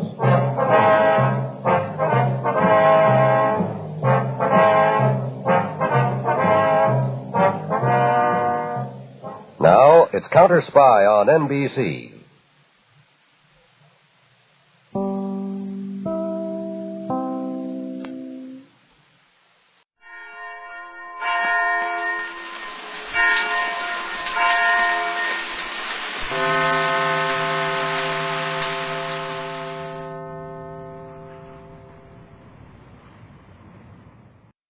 The Adventures of Sam Spade, Detective. Brought to you by Wild Root Cream Oil Hair Tonic, the non-alcoholic hair tonic that contains lanolin. Wild Root Cream Oil, again and again, the choice of men who put good grooming first.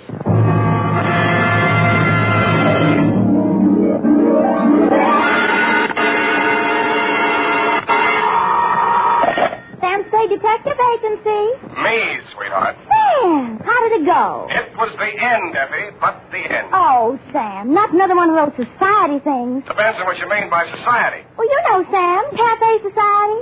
Cocktails for two, hands across the table. Make it another old-fashioned, please. Let's not lose our head, Effie. Nothing but double martinis, very dry, with 2 olives, sweetheart. 2 olives? Oh, Sam, isn't that overdoing it? It was all overdone, sweetheart. That's what cranked it. Now, stay right where you are. I'll be right down to mix up my report on the Dry Martini Caper. Get it?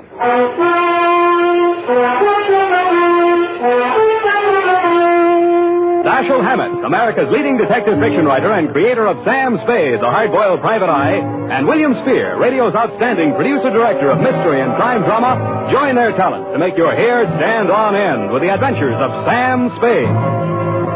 Presented by the makers of Wild Root Cream Oil for the hair. August is always a great vacation month. And for those of you planning to take your vacation soon, let me suggest that when you're packing, be sure you include a bottle and a handy tube of Wild Root Cream Oil Hair Tonic. For no matter where you go, you can always depend on Wild Root Cream Oil to groom your hair neatly and naturally, relieve dryness, and remove loose dandruff. Yes, you can take it with you on your vacation, and you should. Wild Root Cream Oil Hair Tonic. Again and again, the choice of men who put good grooming first. And now, with Howard Duff starring as Spade, Wild Root brings to the air the greatest private detective of them all in The Adventures of Sam Spade.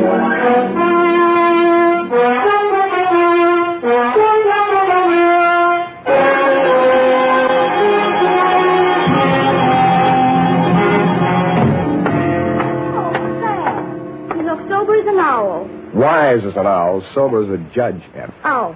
Well, the way you talked on the phone, I thought you drowned the shamrock, kissed the Black Betty, spliced the main brace, decorated the mahogany, made a Dutch bargain, or, in a word, gone to give a Chinaman a music lesson. Effie, I wish you'd spend more time with Harper's Bazaar while I'm gone and less with the thesaurus of slang. Didn't know I could say that. Are you sober? Well, I've been riding the choo-choo, drinking Adam's ale. And if you don't believe it, just ask me to walk the chalk. Okay, here's your toesy. Arms akimbo, eyes glazed. Yes, sir. Now then, tip of the forefinger to the tip of the nose. Oh, Sam, it makes me dizzy. Dizzy Gillespie? Dizzy go... Oh, Sam. Exactly. And you are not sewn up, shagged, shellacked, shickered, stuccoed, tap-shackled, stiffo, or real crazy. Well, you know best, Sam. Good. Now try this one. Yes, Prez. Sitting posture, limbs cruciform. What? Cheesecake stop. Oh, Sam. That's it. Now place the notebook. Just a little higher. Good. Now apply the tip of the pencil to the top of the fool's cap and proceed viz. Viz. Date. August 1st, 1948. To Mrs. Netta Martini, 1000 Marina Boulevard, San Francisco. From Samuel Spade, license number 127596. Subject, Dear Netta. The first I knew of the caper was day before yesterday morning when I saw your husband's picture in the paper. It was one of those lovingly retouched executive-type photographs of a man in his late 40s or early 50s, graying at the temples and wearing an embalmed man of distinction look. The story was headlined, Corporation Head Waylaid by Mysterious Assailant. Chauffeur foils would-be kidnappers at offices of Martini Trading Company. The item under it wasn't as thrilling as the headline. Sounded as if he'd been knocked down for his wallet and the attempted kidnapping had been dreamed up by a bored city news reporter. I tossed it in the wastebasket along with my morning mail and went back to the Police Gazette. On page 3, the phone rang. Unique Garage, Harry speaking. This is Spade. One moment. Who's calling? Gordon Martini. Not Gordon Martini, the corporation head, waylaid by mysterious assailant. Chairman of the board, and there's nothing mysterious about it. Then what are you doing on this phone? I can't talk on the phone. Where are you? In a hospital? I left that pest house this morning. I'm at my residence, 1000 Marina Boulevard. Mm-hmm. It will take you exactly 20 minutes by cab. You will meet me in front of the building, and we'll have our conference in my car en route to the office. Where's your office? Downtown Post Street. Oh, why don't I meet you there? I'm a busy man. I have a full calendar. I'm already late due to all that hospital red tape. But I can fit you into my schedule if you'll hurry. Now, look alive, man. Well, it's a little early in the morning, but I'm trying on. Good. What will you want for a retainer? I'll let you know if I decide to take the job. Fair enough. 20 minutes. I'll expect you. I should have looked more alive. It took me 2 minutes to get onto the street, 1 minute to flag down a cab, and 18 minutes to reach your address, Netta. A total of 21 minutes. As my taxi drew up to the curb in front of the canopied entrance to the corner apartment house at 1000 Marina, I saw your husband pacing indignantly up and down in front of the entrance, pausing only to glare at the outsized chronometer on his left wrist. His gray Homburg was perched atop an outsized turban of gauze bandage that decorated his head. You're Spade. You're exactly 1 minute and 22 seconds late. Hours are made of minutes, minutes are made of seconds. In killing this seemingly negligible interval of time, you have wounded an hour. Oh, I have? Well, I'm sorry. The traffic's pretty heavy out here this hour of the morning, you know. You should have started 1 minute and 22 seconds earlier. I'm sorry there was a bore on the telephone, kept talking about how valuable his time was. Yeah, well, don't apologize. Only waste more time. Now, here's your check, $100. My car's just around the corner. I paid that chauffeur a large salary. We mustn't keep him waiting. In the meantime, you may as well start earning your fee. I've been earning it for the past 22 minutes and 22 seconds. Right. I suspected as much. You drive a car? Yeah, you mean one man drives all that? I see him, that rascally chauffeur of mine. Sleep in the back seat. All right, come out of there, you. Hey, what?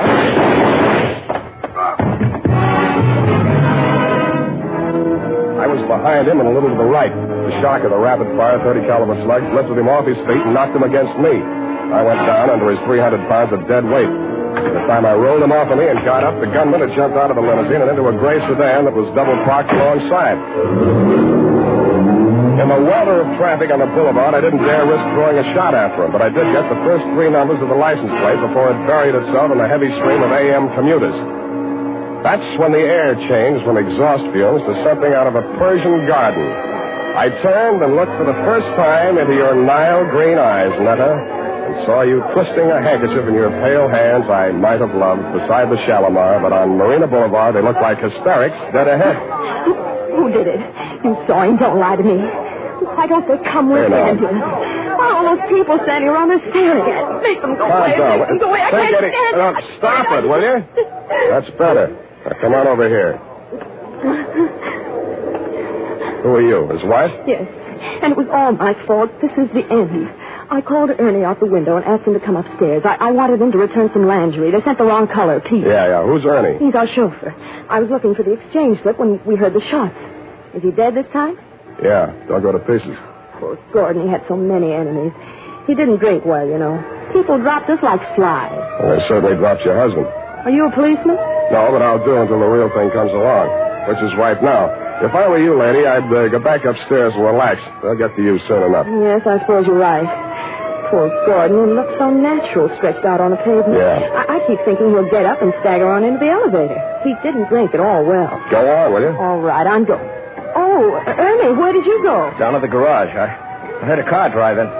Poor Mr. Martini. It's all my fault. No, Ernie, it's mine. If I only hadn't mislaid that exchange slip. What? You know, when I called you out the window to come and get that package. Oh, that. What do we got here? Who's the witness? Me. Oh, Spade. Lost another client, huh? Not quite. I hadn't cashed the check yet. Well, they got him anyway. All right, pull a spacer there. Let him through with that stretcher. All right. Step over here out of the crowd, Sam. I want to get this statement. Yeah. All right, out of the way, please. Okay, Gary, take it down. Got a pencil? Yeah, and I want it back. Let's have it. This guy is Gordon Martini. He headed up a local firm, the Martini Trading Company. Last night he was working late at his office. Got boinged. All right. Phoned me this morning. Didn't know why. Thought maybe he wanted a bodyguard. Anyway, he needed one. Gunman was crouched in the back seat of the limousine, shoved the carbine out when Martini opened the door. Carbine.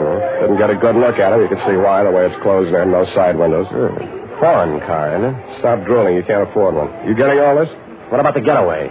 Martini fell on top of me. I saw the getaway car in the back of his head. Yeah. The car was a gray sedan. The back of his head was a standard make, too. Only got the first 3 digits of license plate, 5D9. 5D9. Anything else? Yeah, give me back my pencil. The homicide boys want some help. They know my fee. Mr. Spade. This is Martini. Why aren't you and Ernie upstairs getting your alibis shaped up? Oh, please, I can't face the questions just yet. Would it be legal if I just avoided them till I can collect myself? I don't know about legal, but it might be smart. Where can we talk? What do you suggest? Well, there's a little cocktail lounge up on Lombard where Ernie and it's just around the corner. Very handy. Let's go.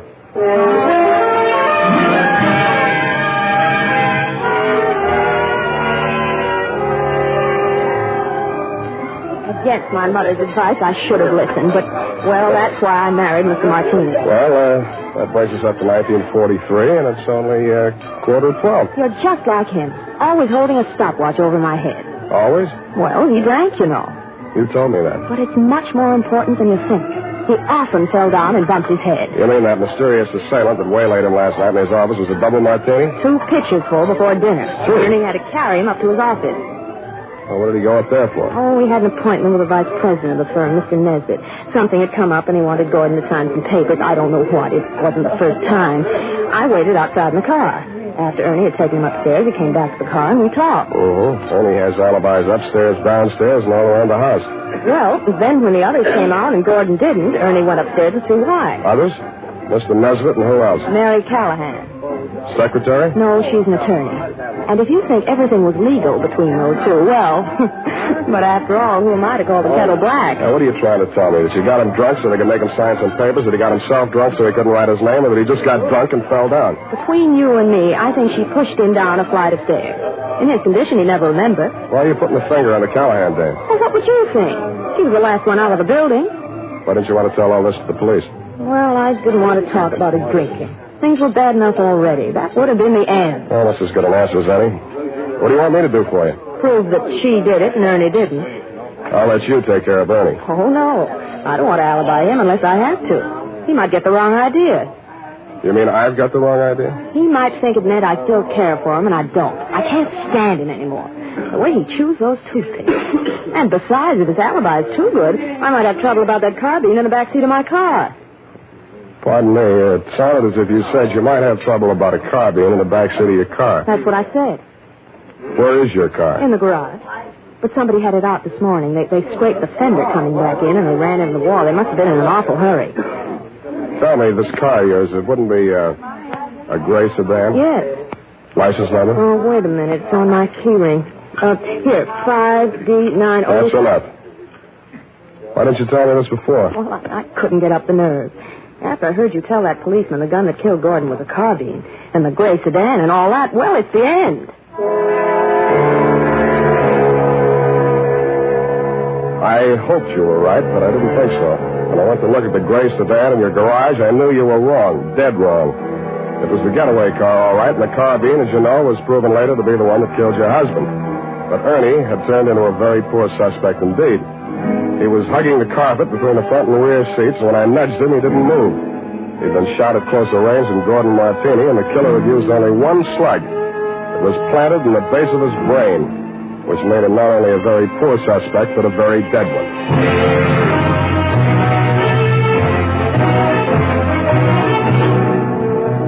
The makers of Wild Root Cream Oil are presenting the weekly Sunday adventure of Dashiell Hammett's famous private detective, Sam Spade.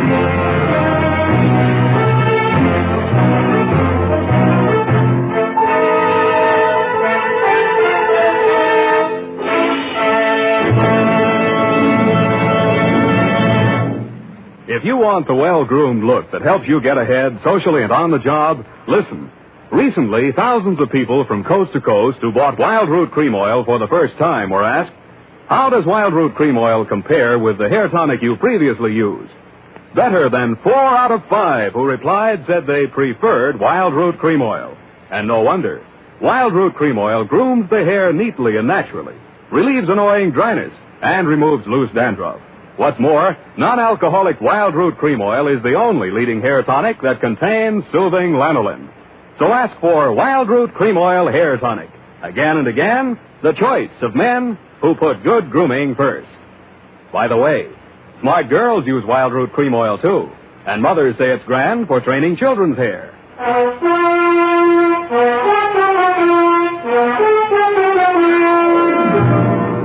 And now, back to the Dry Martini Caper. Tonight's adventure with Sam Spade.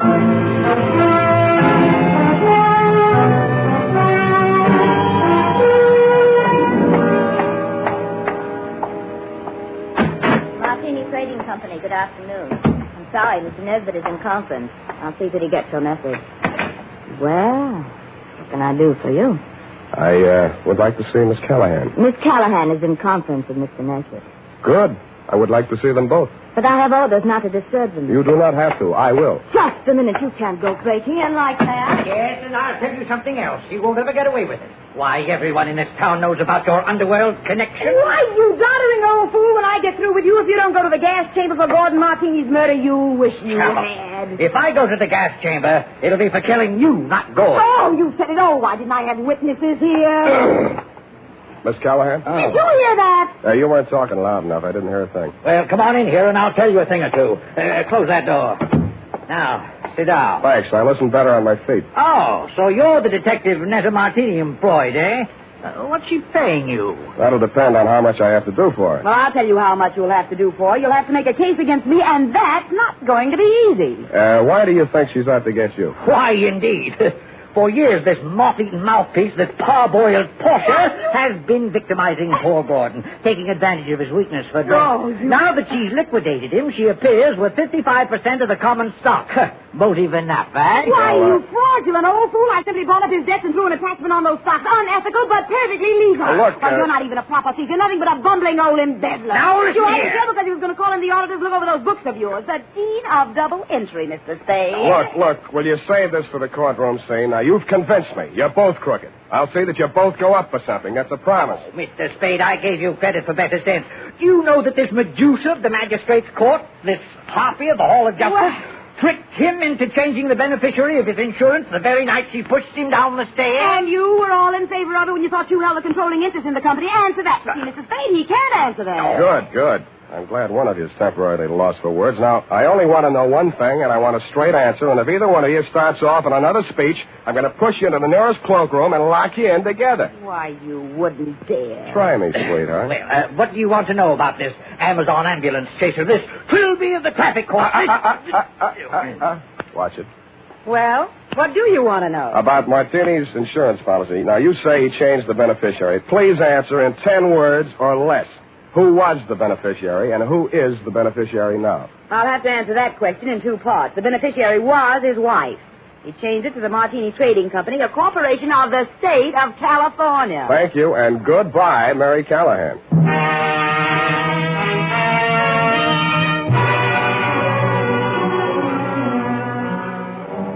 And that nutter took the heat off of you for the time being, which made things tough for me. Because Callahan and Nesbitt were so horrible, I never wanted to see them again, even to testify against them in court. I was sure of one thing. None of you had pulled the trigger of that carbine. There'd been a hired killer behind it, and the way he operated, taking crazy chances in broad daylight in a crowded street, told me an important thing about him. That night, I made the rounds of the joints. At a plant called the Bing Room, I found a bouncer who'd tossed out a customer that run up a bill and tried to pay it with a $1,000 check. He sent me to the Atlas Hotel.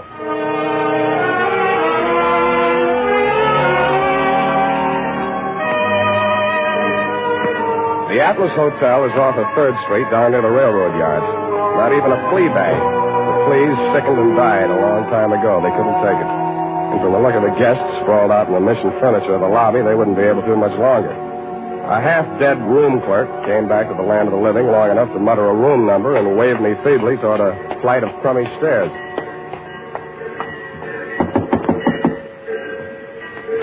Yeah, what do you want? You, Hack Hartman? Hey, you got anything for me, huh? Yeah, I got news for you. Get back in the room. I'll tell you all about it. Yeah. Well, come on in. Drop the shiv. Yeah, I'll drop it. I'll fix you. I'll cut you good. I'll cut you. I'm glad you did that. You make it easy for me. Now get over there. Leave me alone. Leave me alone. I'm not feeling so good. You can feel a lot worse. Who hired you to put the burn on Martini? You don't get nothing out of me. Who gave you that check? Oh, leave me alone. No. I got all night, Hack, and I feel better than you do. Now, what did you do with that check? I'll shake it if your teeth come out with it. Come on. All right. Stop it. I don't feel so good. Okay. Where? Pocket. My shirt. Don't reach. I'll get it. It was a company check, which is what I'd expected. It was for $1,000 drawn on the Golden Gate Trust and Loan. But I wasn't expecting to find the signature on the bottom line. It was signed in a bold, firm hand, Gordon Martini.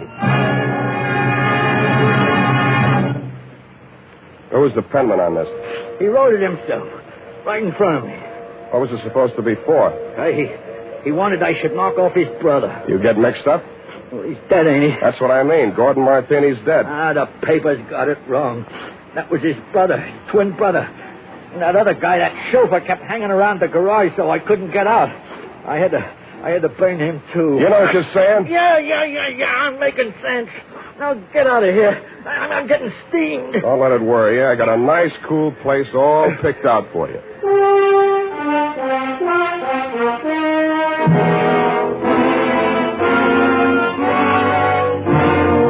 After I turned Hack over to the cops, I did what checking I could on my own at that time of night. As nearly as I could learn, Gordon Martini could never have had a brother, twin or otherwise. He was a first child. His mother died in childbirth, and his father died 1 month later. So I went back to the offices of the Martini Trading Company, glass-keyed my way in, and made a quick frisk of it. There I learned that the signature on the check was indeed Gordon's, but that he had closed out his account at that bank the day he wrote it. I thought about that on the way out to your apartment.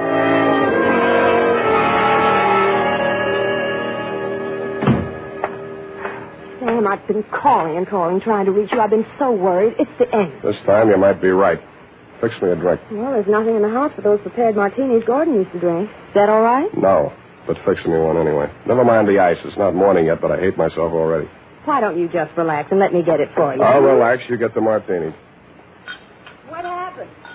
What'd you think of Mary Callahan? Isn't she the end? She's cute. You're all cute. All of me? How nice. I'd put ice in anyway. It's nasty without. It's nasty anyway. I hope it doesn't make you fall down the way it did poor Gordon. Thanks. What's the matter? Too dry? You open this bottle fresh? Why, yes. What's the matter? Where are they? The rest of the bottles. Oh, yeah. More of the same. Is this all your husband ever drank? Yes, gallons of it. It's a special brand. He even took it with him to bars and people's houses. He'd sit and drink them right out of the bottle like a little child. Then he'd be falling down drunk, of course. And that's how we lost so many friends. They dropped us like... Like flies. Yeah, it was the end. Who you phoning? City morgue. Maxie, Sam Spade. Sammy, what can I do on you? On Martini, Maxie, they got around to the autopsy yet? Yeah, they rushed him through. Got the report handy? Right in front of me. Funny thing, Sam. The doc said they should have saved themselves the trouble. He'd have been dead in a week or two without no help. What from? Brain tumor. Malignant, it says here. Any alcohol in him? None from drinking, Sammy. What about the head wounds? Accidental fall due to periodic fainting spells. Part of his condition. Thanks, Maxie. Well, what is it, Sam? Were the martinis poison? No, sweetheart. The martinis were colored water. Why, they couldn't. Well, what made him get so drunk? He didn't. He was sick. But, Sam, who killed him? Killed himself. But he couldn't have. He hired a gunman to do it. He planned his own murder. But that... What?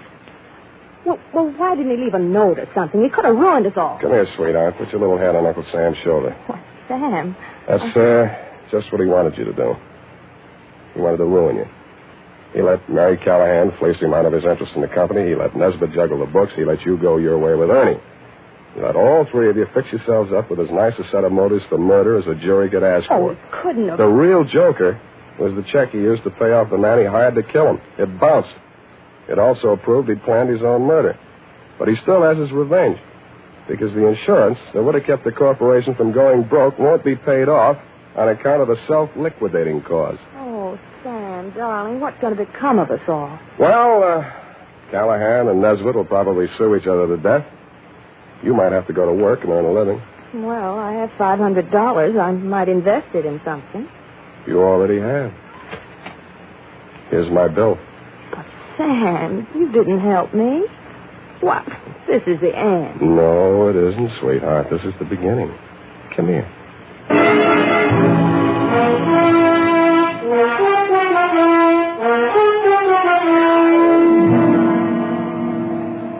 Period. End of the end. Well, you asked me. You helped her. Now, F. Well, that just goes to show you. Show what, F? Man's ingratitude to man. But what did Mr. Martini have against you? Why, nothing, sweetheart. He just needed a smart operator like, Johnny Madero was under. Sam. Have you cashed that check Mr. Martini gave you? Well, not yet. Sam, any bartender would know better than to take a check from a man who drinks that much. F, you haven't been paying attention. He didn't drink. He didn't. I was able to establish that later on. You haven't been listening. At the time, Sam, for all anybody knew, he was a hopeless drunk. He was, Sam. Oh, you're so wonderful and trusting. But I do wish that you'd understand this. He was a hopeless drunk. For the last time, Effie, he didn't really drink. I'll just type this up, Sam, while you call the bank. I'll do that.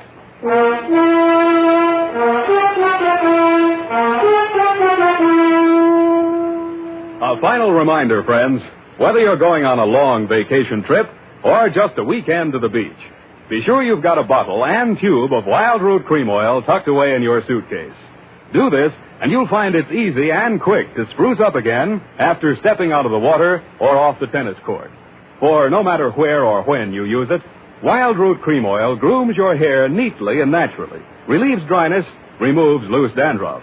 So at home and away from home, help yourself to handsome hair with Wild Root Cream Oil. And next time you have a chance, ask your barber for a professional application of Wild Root Cream Oil Hair Tonic. Again and again, the choice of men who put good grooming first.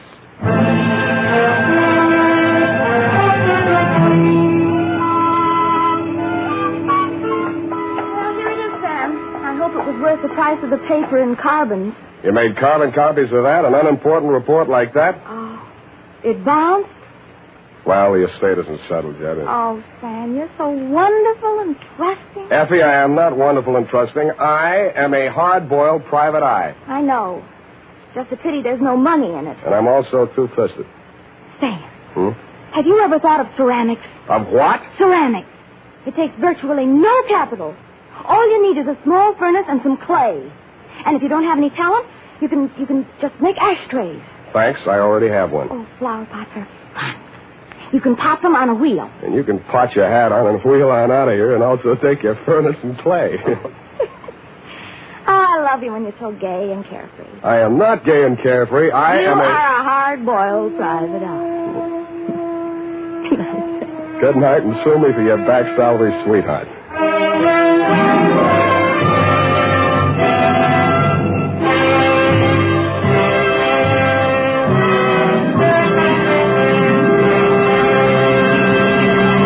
The Adventures of Sam Spade, Dashiell Hammett's famous private detective, are produced and directed by William Spear. Sam Spade is played by Howard Duff. Lorene Tuttle is Effie.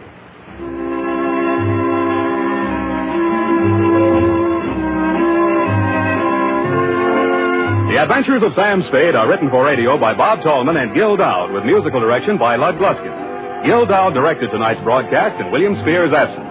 Join us again next Sunday for another adventure with Sam Spade, brought to you by Wild Root Cream Oil. Again and again, the choice of men who put good grooming first. This is Dick Joy reminding you to get Wild Root Cream Oil, Charlie. It keeps your hair in trim. You see, it's non-alcoholic, Charlie. It's made with Sula lanolin. You better get Wild Root Cream Oil, Charlie. Start using it today. You'll find that you will have a tough time, Charlie. Keep all the gals away. Hiya, Baldy. Get Wild Root right away. This is CBS, the Columbia Broadcasting System.